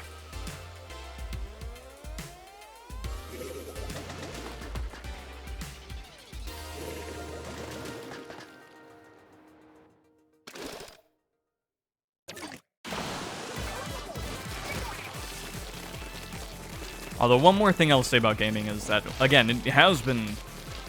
We've been getting a lot of damn good games this year. Just a lot of games in general. It's been really nice. As a gamer, it's been very nice. But man, some things I've been hearing with, like, what's going on with the studios, their employees, practices, the whole Activision Blizzard buyout, all that kind of stuff. Man, it is so depressing to actually be in the industry. And it just makes me so glad. Because the thing is, I do really love video games. I think a lot of people as a kid are like, when I grow up, I want to make video games. I still kind of do. But if I do, it's on my own terms. I would never work at a video game company, because if I had to actually work in the video game industry, man, there is no shot. With everything I've heard about it, it sounds like an awful industry to work in.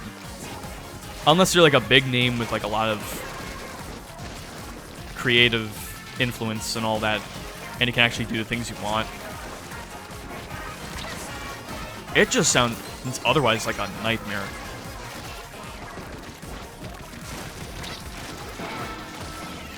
And again, it sucks because like I really do love this movie. I really do. Despite a lot of the bitterness I may talk about it with sometimes.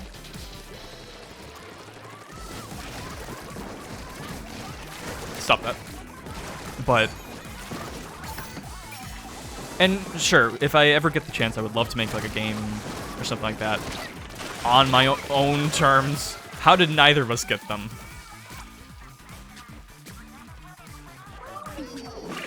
But I guess maybe like a gaming journalist, just because that kind of overlaps with my English degree. Excuse me. I haven't even... I drank that Pepsi like hours ago. How is that still there? I would never see myself like working in games. Even as a journalist, again, that would just be because it overlaps with my degree. And it would be applicable for that.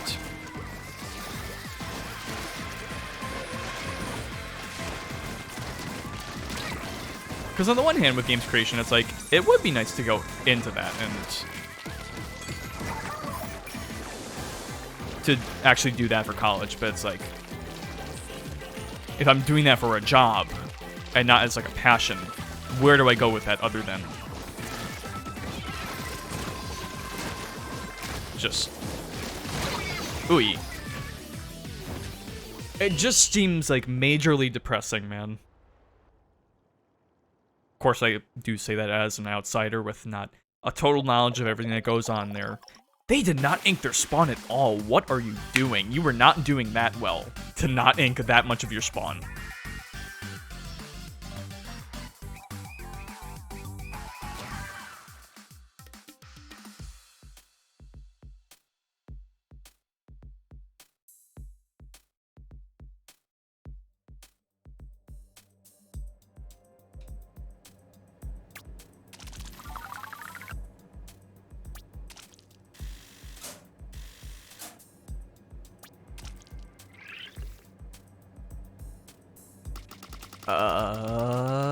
Alright.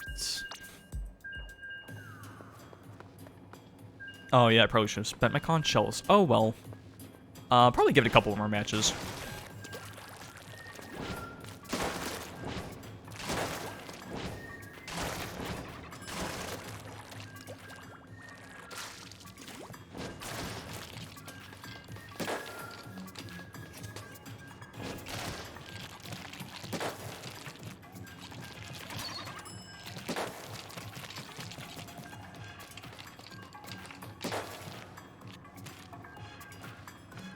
And I do want to emphasize, like, I really, even though I really I do not play as much as I really want to, I do still, like, love games. It is still my main passion. There's a reason why, like, when I still make videos, it is on video games. And all the things I want to do with videos are still on video games, or like 90%, 95%, something like that. It's because it really does, like, they really do mean a lot to me. A lot. So when I see mistreatment in the industry, and just how the industry is at large, it's just a sore spot for me.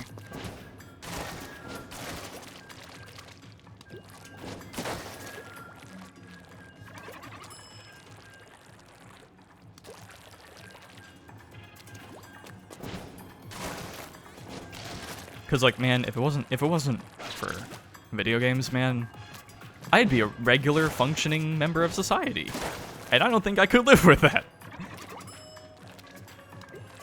Oh, who am I kidding? I would just be an indie rock kid. I'd be the damn same. Except maybe with less emotional baggage. Or more. Who knows?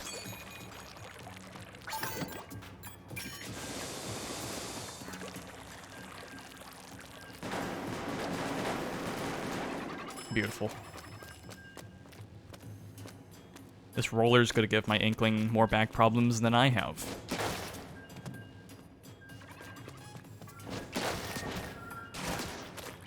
Surely we're not gonna get matched into a match now, right?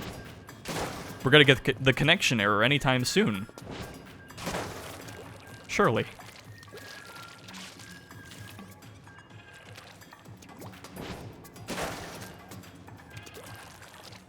You know what? Fuck it. Yeah, I'll react to the Game Awards. Why not? It's not like I have E3 to react to anymore. I'll probably do it, not live. Oh, jeez. It really did just take that long. But yeah, I'll edit it down just because I know there's usually a lot of downtime with those streams. Or with those shows, so probably just post it to the channel. Who knows? Maybe it'll be the last thing I post of the year.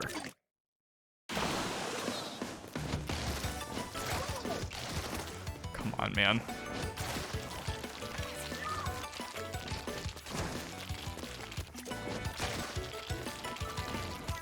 Did he squid jump back? Why?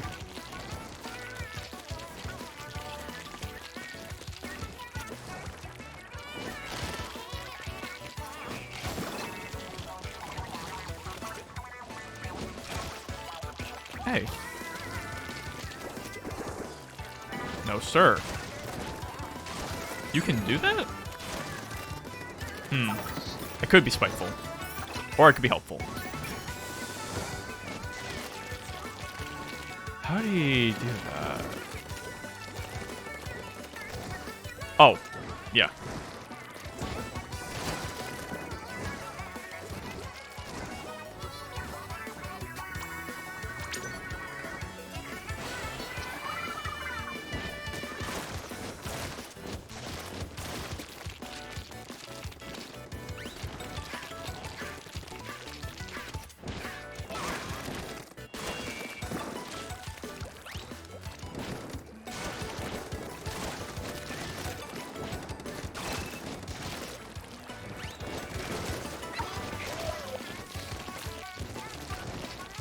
Where'd he go?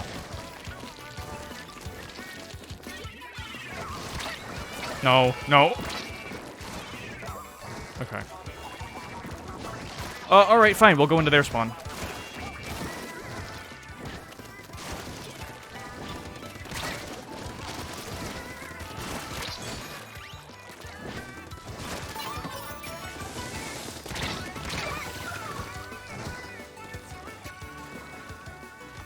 What is this? Why do people play like that? I don't know, man. Fine. They've inked our spawn. Like, all of our spawn more than they've even touched their own. I don't get why people play like this. We can ink the spawn when we respawn, or at the end of the match. I don't give a fuck. It's such a dumb way to play. I'm sorry. Just, you don't have to do it first thing, but like, give it a bit of focus. My God.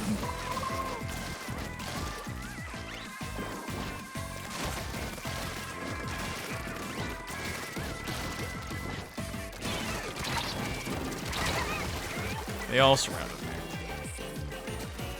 They all surrounded me. Now I'm here.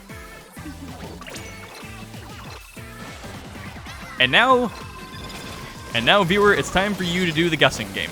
Was I doing a David Duchovny impression or a Larry impression from Pokemon Scarlet and Violet? The choice is yours.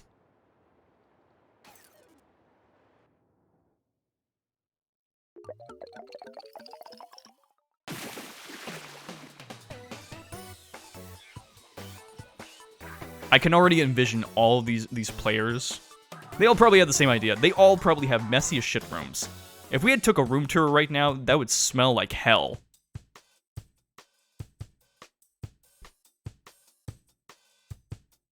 We're talking melee players on steroids here.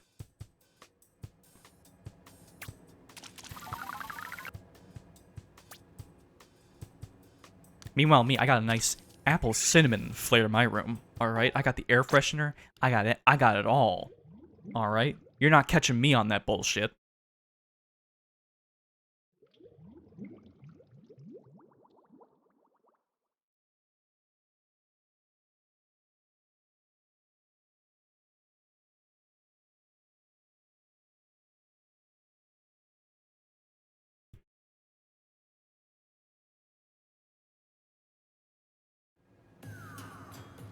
Oh? Oh, right, yeah, I probably gotta get my sticker.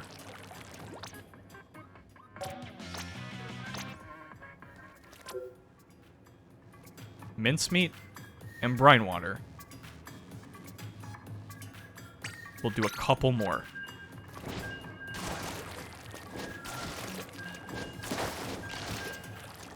Just a couple more. How long have I been going? Probably like 4 hours. Yeah, I don't want to go too long, but...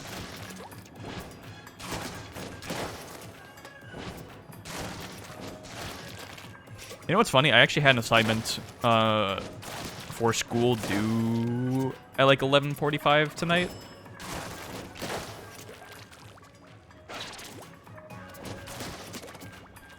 I did intend to do it before the stream. I was actually gonna put off the stream a bit so I could do it. Because, you know, I procrastinate. And I'm like, I'm probably gonna stream for longer than the due date. It's important to get that work done. It was basically like, you know, feedback work. It's like you view the assignments other people did that we turned in a couple days ago, and you go over it and give them insight, all that. I was going to do it, but I didn't have anything to do. I wasn't given anything to correct. So either what happened is, I didn't turn my last one in. Because it's basically just like, I don't know, write the introduction to the bigger piece of paper that you're gonna write. Do it in increments, not however you want, because fuck you, this is how we do this class, whatever. So I just didn't, I'm just like, whatever, I'll take a late submission on this, whatever, and something. Oh hey, a bay leaf. Ooh, I like bay leaf. But maybe it's because I did that or not, I don't know. I didn't have anything to correct. I'm assuming it's because I didn't turn anything in, but if it really is just no one else decided to turn it in either, that would be really funny. I kind of hope it's that. Because I was ready to, you know, review... Why are you here, man? I was ready to review other people's work to get the grade for that, but I guess not. It doesn't say anywhere on the stupid third-party website we have to use that we have to do that. Maybe they said in class once. I don't know. Or maybe they just assume everyone will do their work, but they don't know me. They don't know how I roll. Do you see how I play this game? Do you think anything I do makes any fucking sense?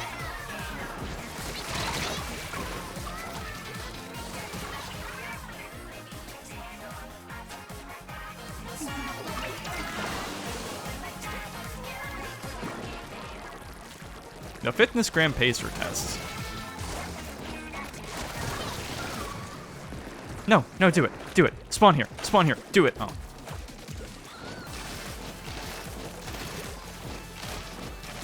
I'm only bitter if we lose.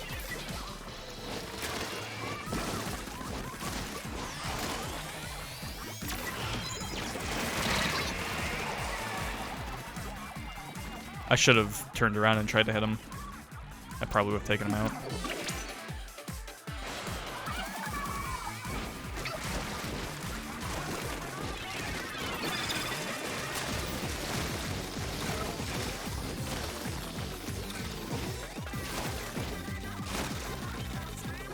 That's a very weird spot for a jumper.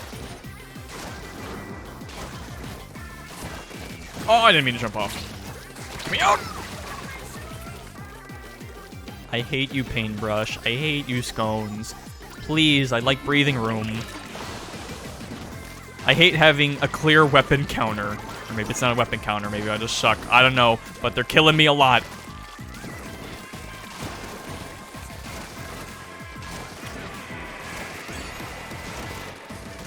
I'm gonna save it.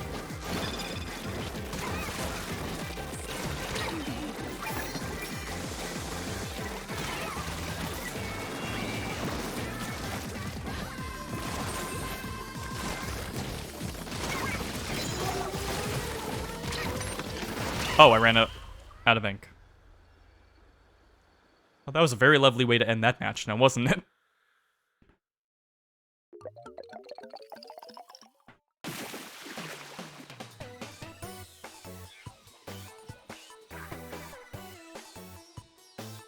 Oh god, Spotify Wrapped is starting to happen. I have a notification about it. I mean, what? No, I'm not checking my phone. No. What do you mean? Update your app and... I mean, is it now? I wouldn't mind... November seems a bit early, but I guess... for many people, November is the end of the year. Because that makes sense. November must be the end of the year, so we can prepare for the real end of the year preparations in March. February, if you're lucky.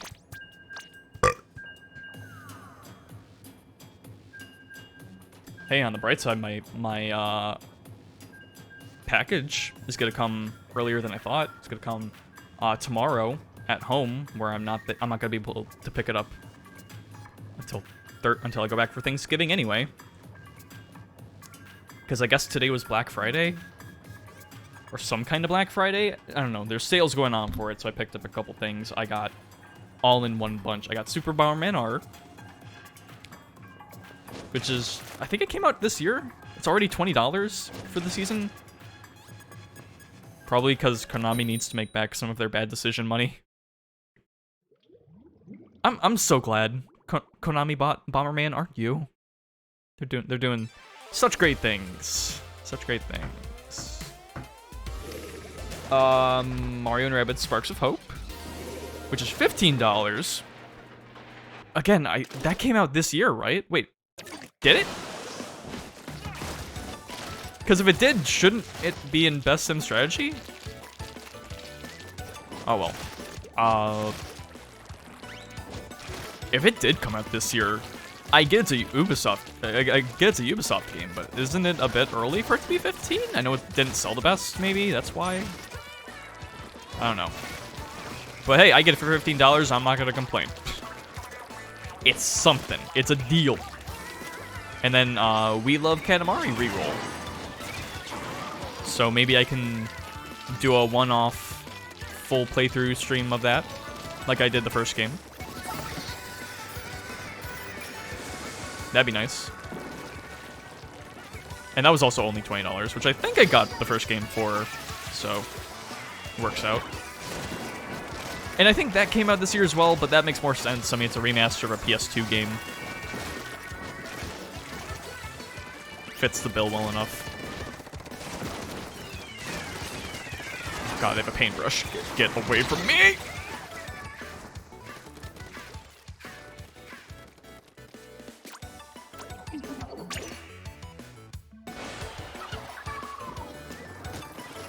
It is nice to get those games for decent prices, because then I look at a game like the new WarioWare, which I do really want. It's just, and it even is discounted. It's like 50 bucks. It's not even full price.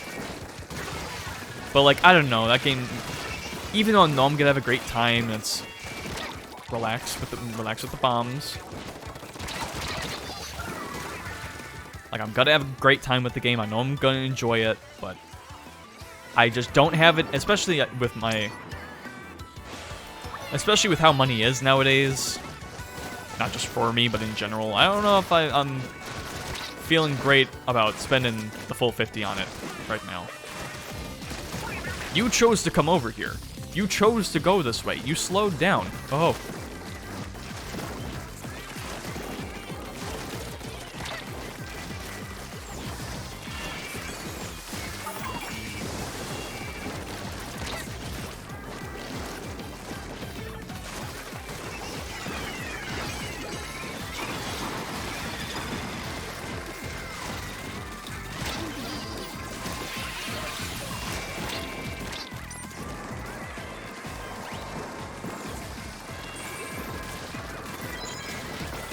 Didn't even know he was there. Oh, that's so tiny. Is that normal? No, I think it's because we might have knocked him out early. I'm assuming. He's low. You gotta get him. Good job.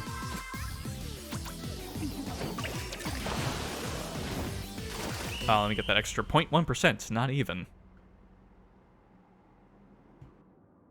I mean, hell, if I can do Spotify rap now, I mean... see if I can do it.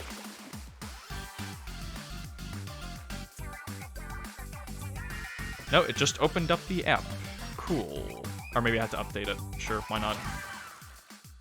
Make me update the app and have the UI get worse.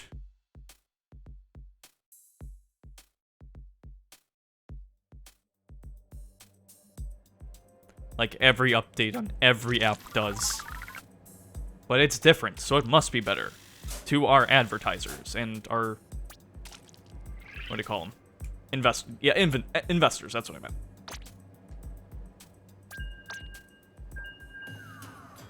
Ooh, I'm surprised I only just now got that splash tag. Weird. Felt like I used it more. Actually, I haven't used it a ton. Because I've used it for this and then some other weapon. Let's see here, Spotify.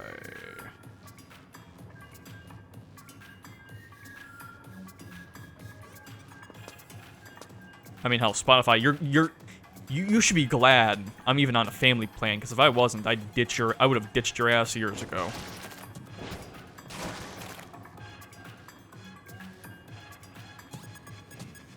And you might say, well, your only other option is Apple Music, and you don't really like Apple's either, now do you? No, it is better in some ways, but also, you know, I have more options than that. I mean, it's music. You always have more options than that, but... you know, like with, what do they call it? Geezer. Is that what it's called?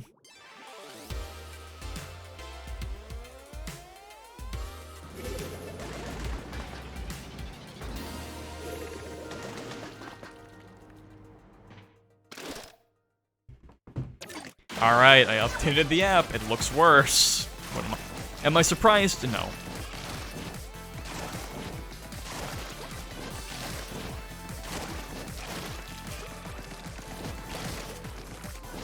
Oh, I forgot to talk about something with movies. So this is actually a carryover from last stream. So last time I mentioned I had seen Madagascar 3. Europe's Most Wanted. I think I brought it up earlier, but there was a scene in the movie where they go back to New York. And I made sure to get the image this time because it was saved on my laptop. There's a part of the movie where it's just like a panning shot over New York. And the way the camera pans... damn it. It shows sex house. Look at this. Don't focus on the match. Focus on this. Look at that. It's like way at the top. I know it's like Susek's house or something. But like, they knew what they were doing. They knew what they were doing. I see you. I see you. Madagascar 3, Europe's Most Wanted, animators, movie makers, all that. I see the sex house. I appreciate you for it.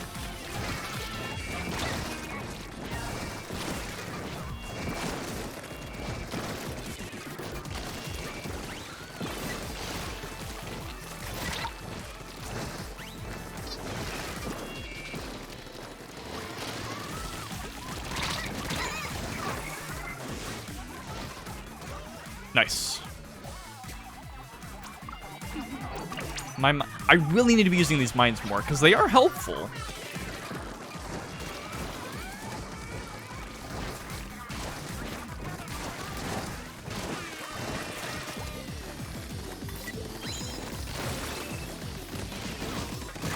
I mean, if anything, for just tracking.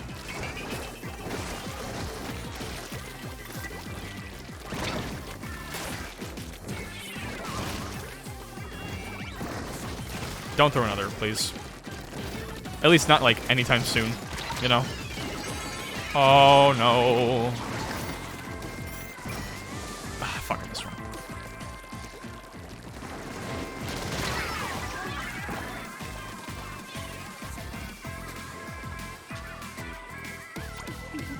It's gonna be down to the wire, this one. I didn't mean to spawn there. That's bad.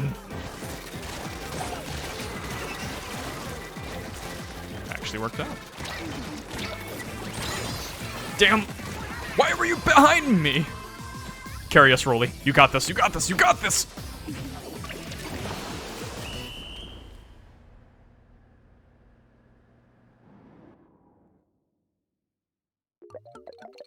It's a colorful mess, but not quite enough. It's okay. We have the Madagascar sex house to comfort us. Look at that. It's beautiful. Beautiful. In theaters.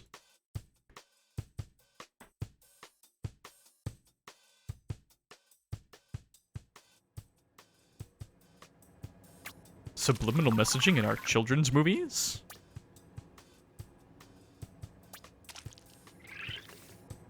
It's a nice follow-up to the subliminal sex message in the Lion King posters. I applaud them.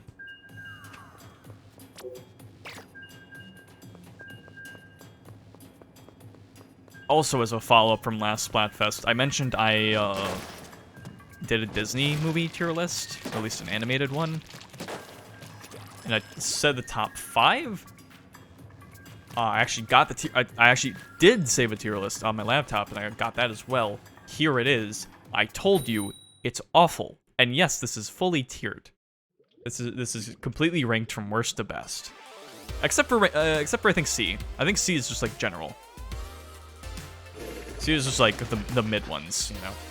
But yeah, that's I feel pretty solid about my choices, even though I know it's probably all terrible taste.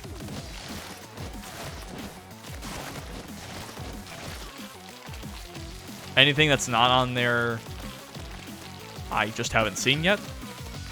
You know, there's some surprise. There's stuff that should be there, but I just haven't seen. Like, again, I haven't seen, like, Pinocchio, the OG one. I haven't seen Snow White, or at least all of it. Bambi, or anything like that. You know, real classics that probably should be on there, I just haven't seen.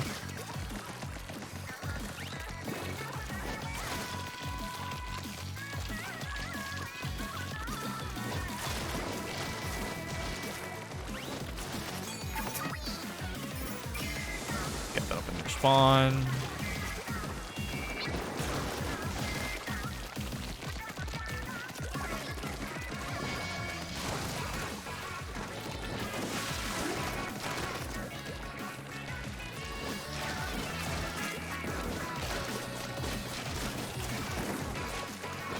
Hey. You know, this is nice. I mean, I'm not sure if we're winning or losing more. I feel like we're losing a little more. Oh, no. You shouldn't have ran. But this is nice. You know, I'm having a good time here. Pro has actually been more fun than I thought. I think I'm going to have to do this more. I thought it'd be a little more serious, but honestly, Open probably is more serious. Just because you can actually, like, team and stuff. getting some real shenanigans, and I can't even participate in that. Because I'm solo queue and all that.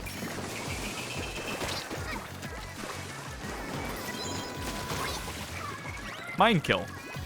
Nice. Heyo.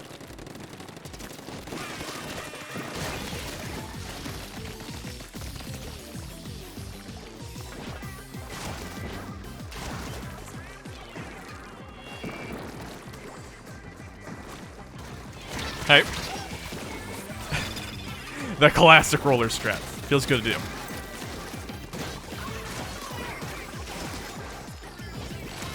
I thought I had enough hits. Oh well.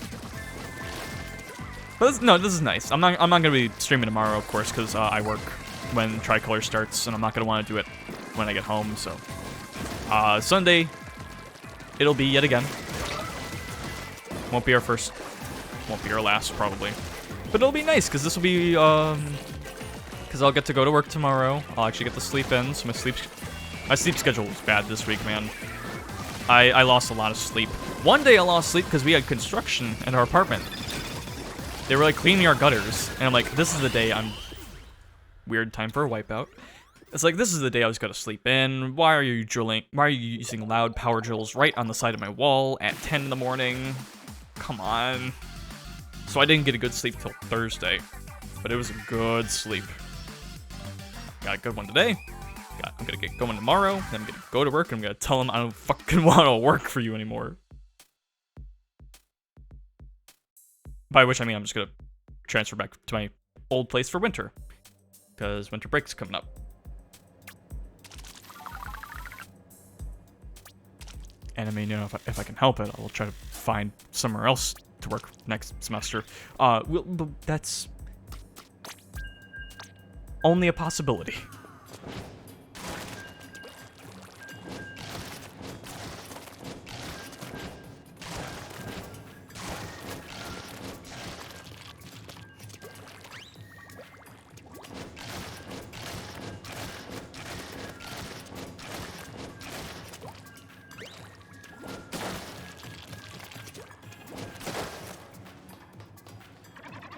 How about, oh, yeah, and for the Game Award, I'm just going through my list of things I have saved here.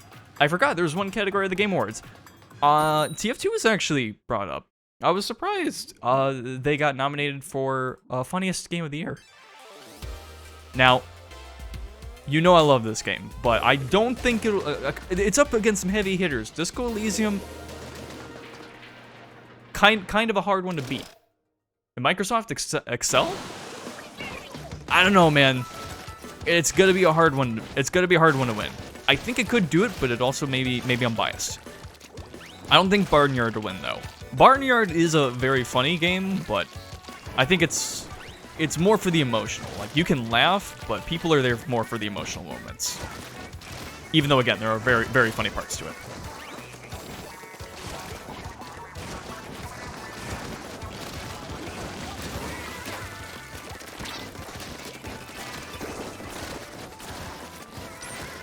I don't know why DDLC is there. That feels like, again, a miscategorization, but...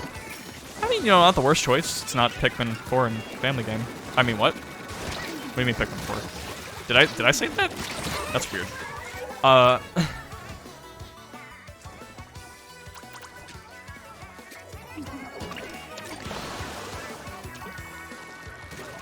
Man, as much as I would love to see a game like TF2 being best ongoing game, as much as I would love to see it, I know in my heart, it really doesn't belong there.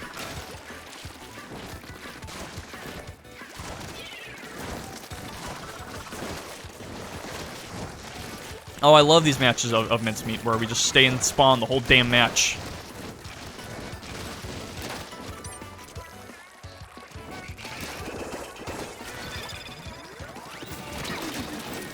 How did I not... Ooh, reflexes.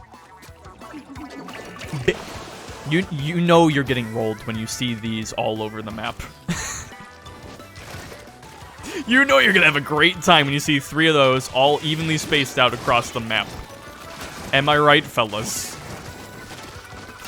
Splat me. Like, just like they say in Barnyard, the big emotional catchphrase, splat up, milk me. God, I wish I could get some fucking milk.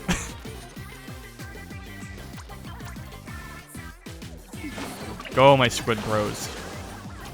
And broettes. You can do it.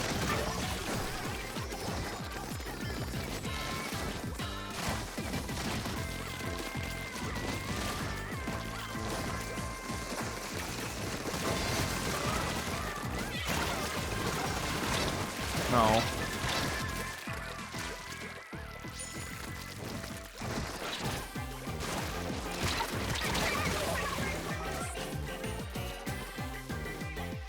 At least these people take care to ink their base. It's a bit sloppy, but like there's an effort. I'm still gutted after that last fucking one we saw where they didn't do anything until like the last, like that was poor form. I don't care that they won. It was poor form.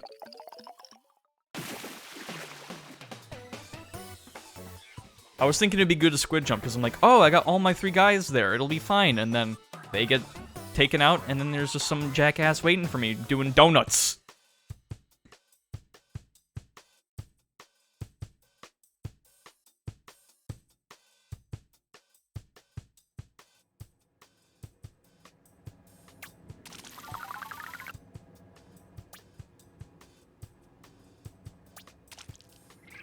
I guess there is one more thing we can show off. One thing I've forgotten to show off.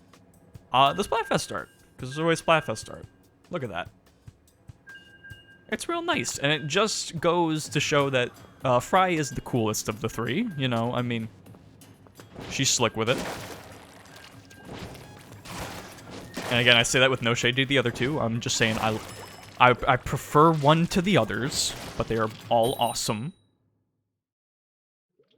They all got their shit going for it.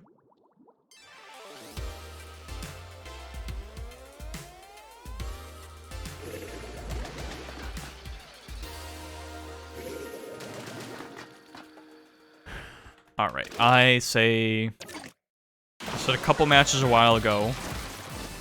I said a couple ago.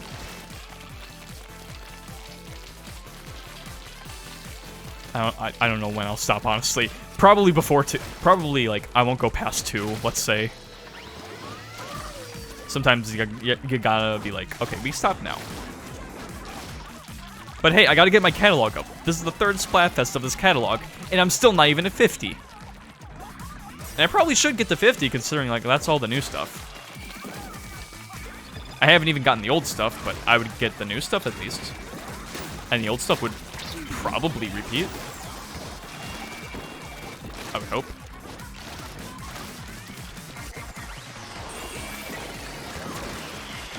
Wait.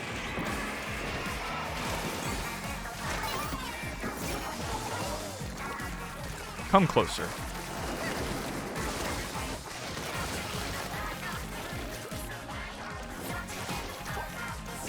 You know, I'm coming more and more around to the song. I mean, I liked it at first, I just wasn't sure about, like, the more spoken word, spoken squiddish stuff. I don't know. I kind of like that part. And the part after that still hits hard. I'm down with it.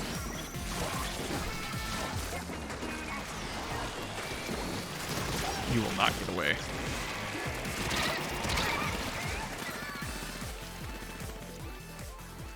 Flying Grandpa. Twinkie Noah. That is a powerful name. Meg Meg.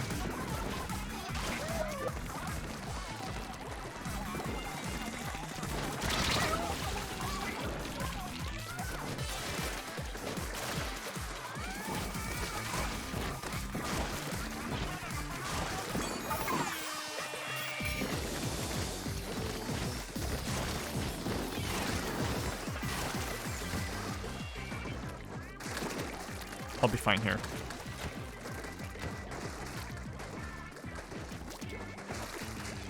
No, come over. Sometimes it's just fun to do that.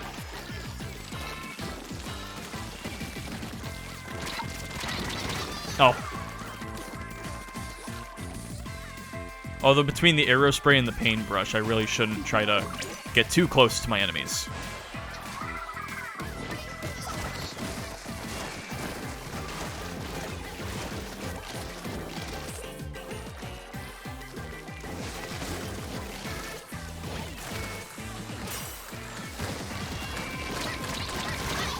You know, going back to the Game Awards a bit, I'm kind of glad.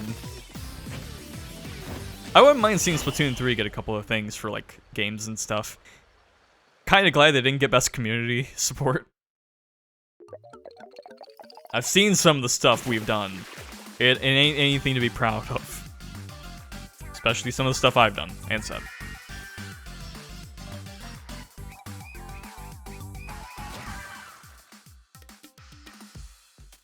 Never getting that fist bump. I'm just saying, after the Shiver Fry and Big Man Splatfest, all that went out the window.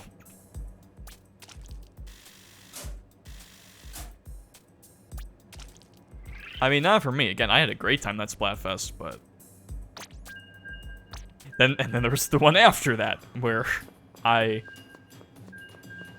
had an even more wonderful time that I definitely want to look back on, reminisce on in my older years, and be like, those were the days.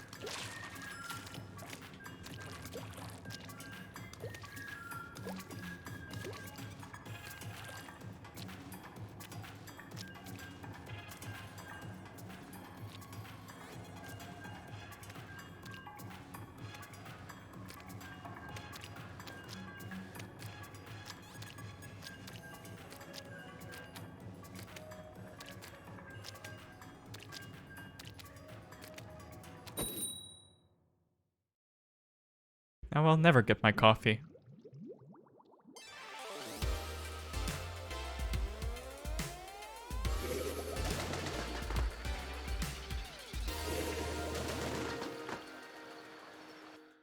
Save Splat 1. I mean, they're kind of already doing that. I mean, Pretendo and all that, the fan servers. I still have to do that. I still have to get into the Pretendo stuff. You know, I bought another Wii U. I don't know if I mentioned that last time.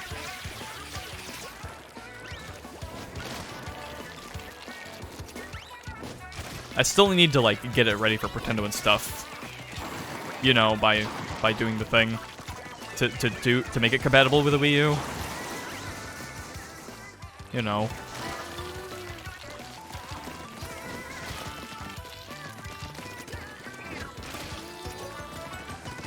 It's just yet another thing I need to put aside time for.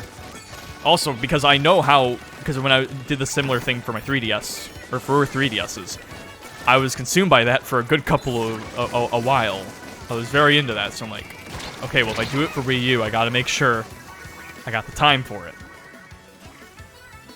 The original, I don't get what he means by say a Splat 1. What do you mean? You mean like ban all of the hackers that are plaguing the game? Maybe. That would be nice.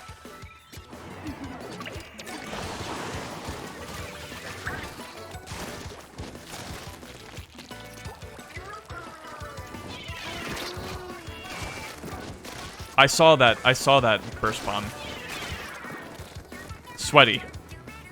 Y'all are sweaty.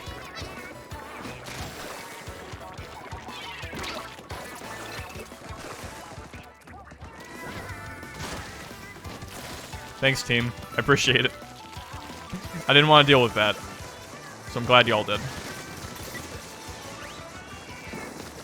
He's really just going for that one guy.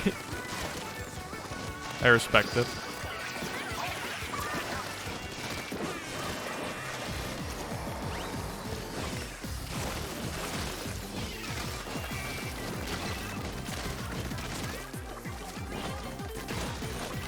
Low battery. Oh no.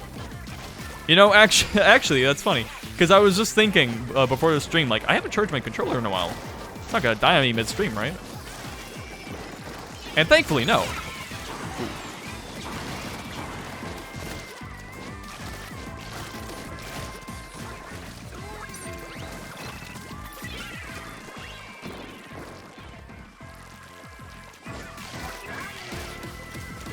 Granted, again.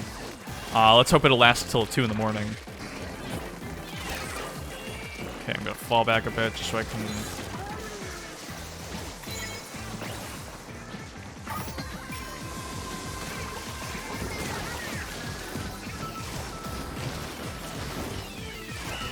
That was a very good Ultra Stamp for them. Too good. Yeah, it just completely, like, wiped my team and covered the midpoint. Not bad.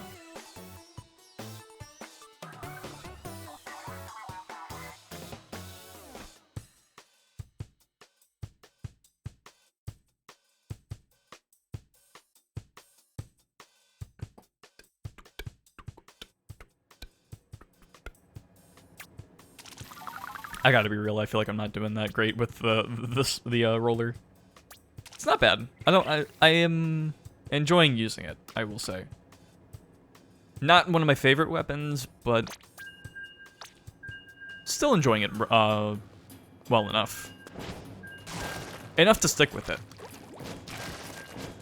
Although really... Well, no, because there was like 1 or 2 weapons I dropped, wasn't there? Outside of the Hydra. The Hydra was like the main one. But like there's like another or 2, right, where I like swapped out of it. I still don't feel like swapping out of it. Out of this one. Like it feels useful enough.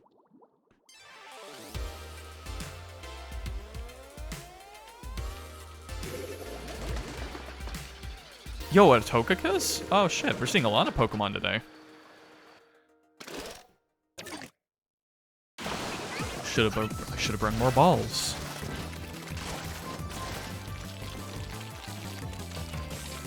But I didn't want anyone to fist bump them. I wanted to play it safe.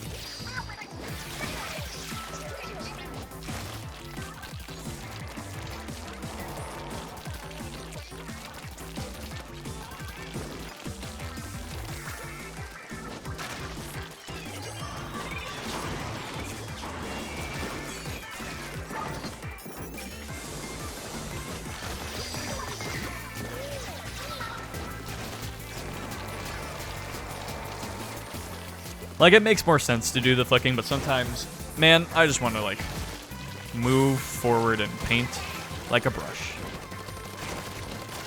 And because also, look at my aim. Look, I guess even my close range aim still is ass. It don't matter. None of this matter. Because at the end of the day, my nose is itchy. And I'm just gonna have to keep bugging with it every match.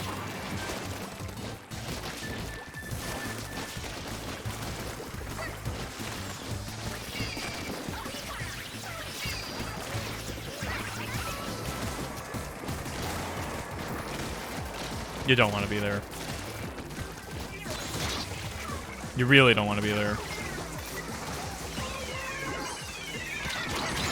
Come on. I knew he was just gonna go around in a circle like a jackass all the time. I was trying to stay on the... whatever.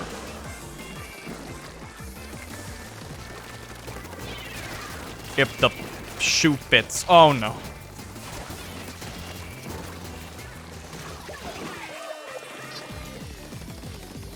You distract him.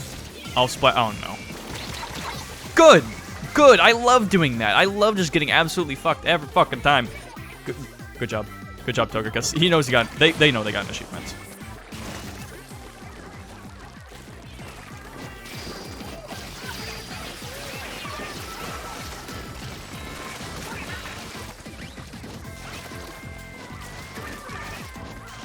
Okay, probably should focus on trying to get enough for another Tentamuscle.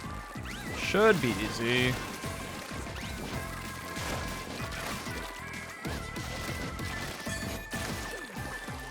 And then throw that there. Throw you there.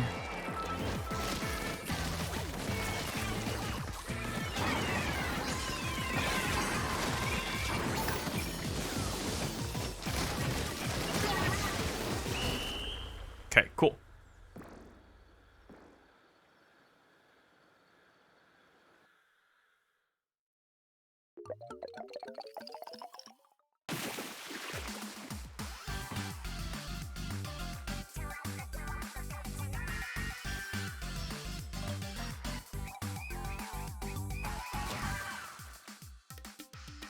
So close.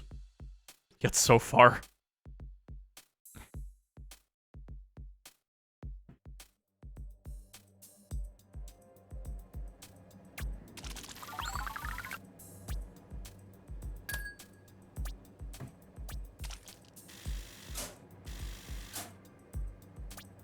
I guess maybe I could look up when Spotify Wrapped is, because I'm not seeing it anywhere on the app.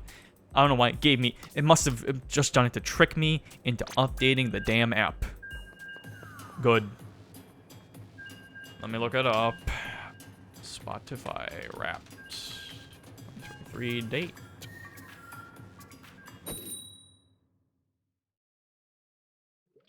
Why are you asking for my location, Google? Oh boy.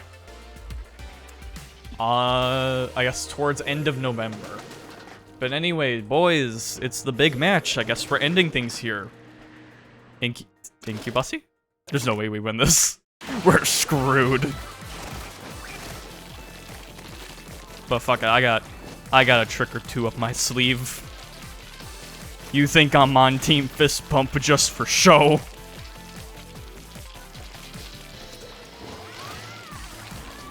I live this shit.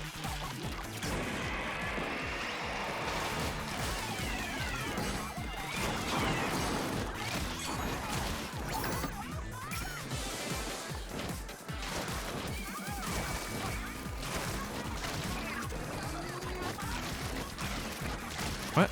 Oh. Okay, I can't hit that. I was about to say, if I can't hit that, that's frustrating.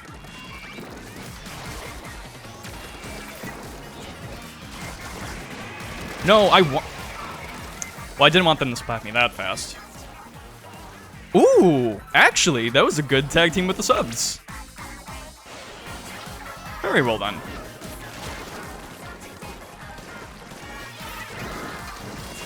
How long has that been there in the middle?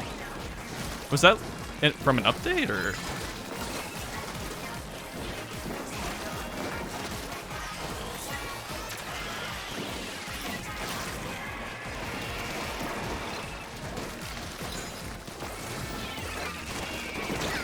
Oi. Battle of the subs. It's okay, I'm very familiar with the Battle of the Subs. It's my specialty. God damn it!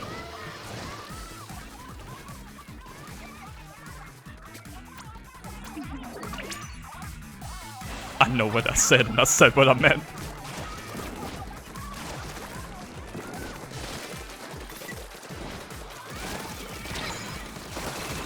Nice. Yeah, Incubusy is getting kind of railed when it comes to those subs.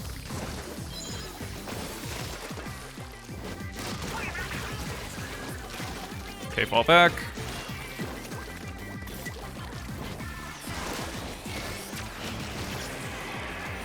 Okay, that's fine.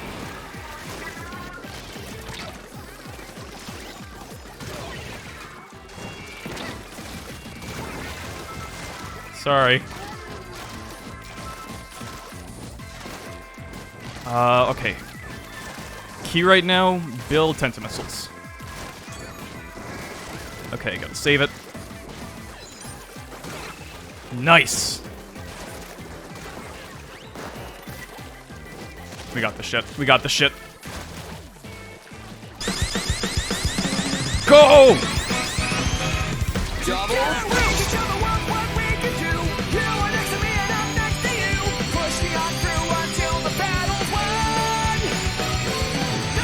No one's gonna give a thing to us. Into each other we put our trust. Standing united after the fight.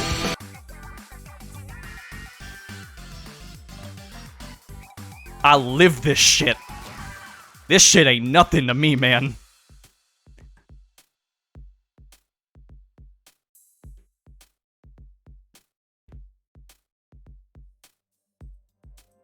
Okay, so maybe I meant to play that a little earlier in the match to have it line up a bit better. But it works.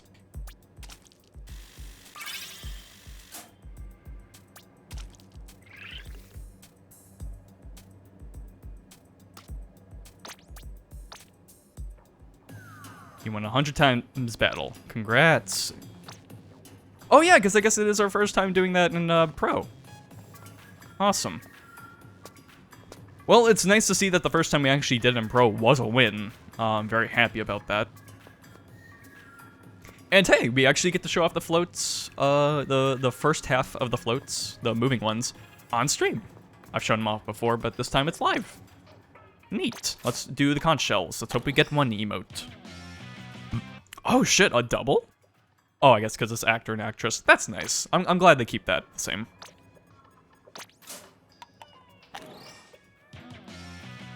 Okay. Hope I get that electric guitar in conch. That'd be nice.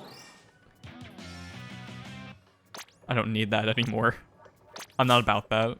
I've already done it twice. Swaggy prosperous merchant. Okay.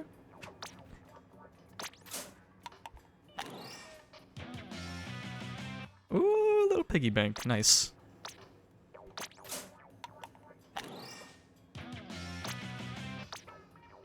And something light. Okay. Oh my god, I completely forgot to do any of the tickets. I will for sure do that for Tricolor. My bad, I completely forgot about those. Oh, good to see you two are getting along. Well done, Joey. Good for y'all. I have to wonder why he chose hugs, though. He's never seemed like a huggy guy. Man's is going through it.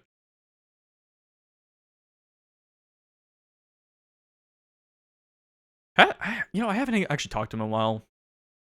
Haven't been around because he's like in another state. Hope he's doing all right. Yeah, I'll show off the float. Let me just go to see Harmony first. Paruko, whatever you want to call her.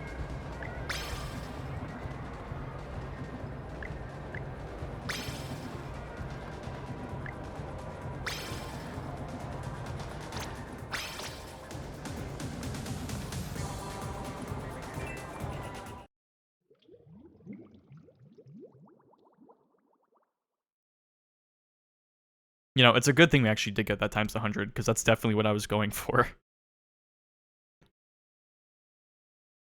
I really need to stop dragging out these streams for as long as I do for a times 100, because if we had lost that, I would have been sour, but... Ooh, new emote. Not bad.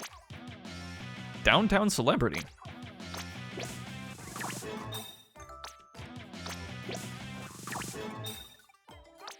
Cool. Hey, at least I got my NZAP card.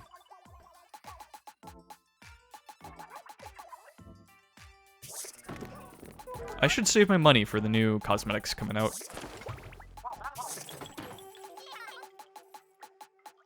Yeah. I better get my sweater. I really hope I get my sweater. I did it for you, Sonic. Are you proud of me, man? Oh, Jet. I did it for you, Sonic.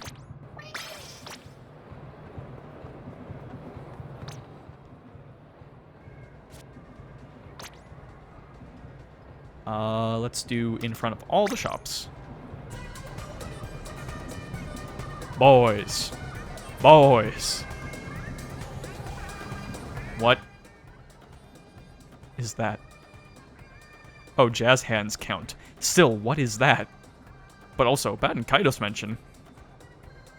What does that have to do with Handshake? Maybe I gotta play it. Where are my names? Give me my names. Low battery, shut up. You'll be fine. You'll get your food. Here we go. Good old walrus face, Mason, and then you. I wish I could pronounce that. Smile for the camera. They already smiled. I missed them. Oh well. We're all doing great. Look at me. Happy.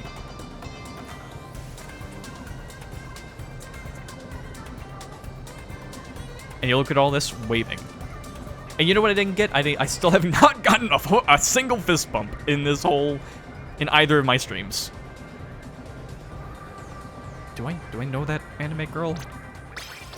I don't know. Sorry, only option I'm comfy with. Fair enough.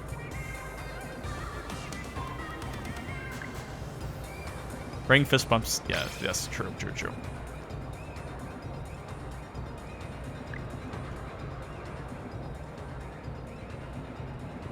Yeah, okay.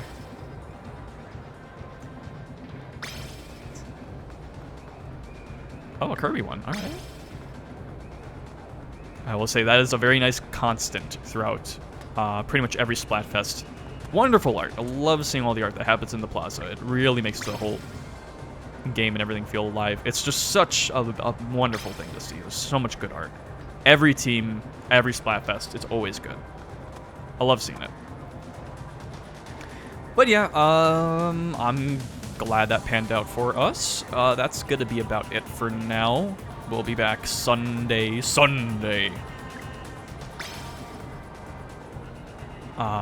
With Tricolor. Probably not too long again. Give it an hour or two. We'll see how much time I have before work. Always depends on work now, doesn't it? But oh well, the holidays. Actually, I typically work more on the holidays, so it'll probably be worse then. But I want to deal with school, so it'll help. Probably just out of school. We'll see. But yeah, I'll stream sometime Sunday. I don't know when, but you know the drill.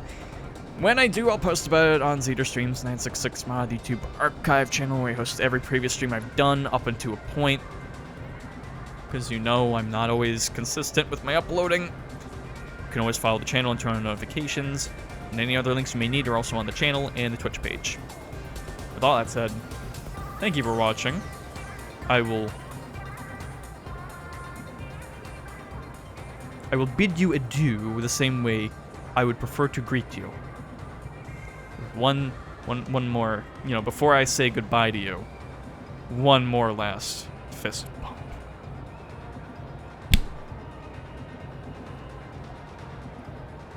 Thanks for watching, hope you had a good time, and have a good night.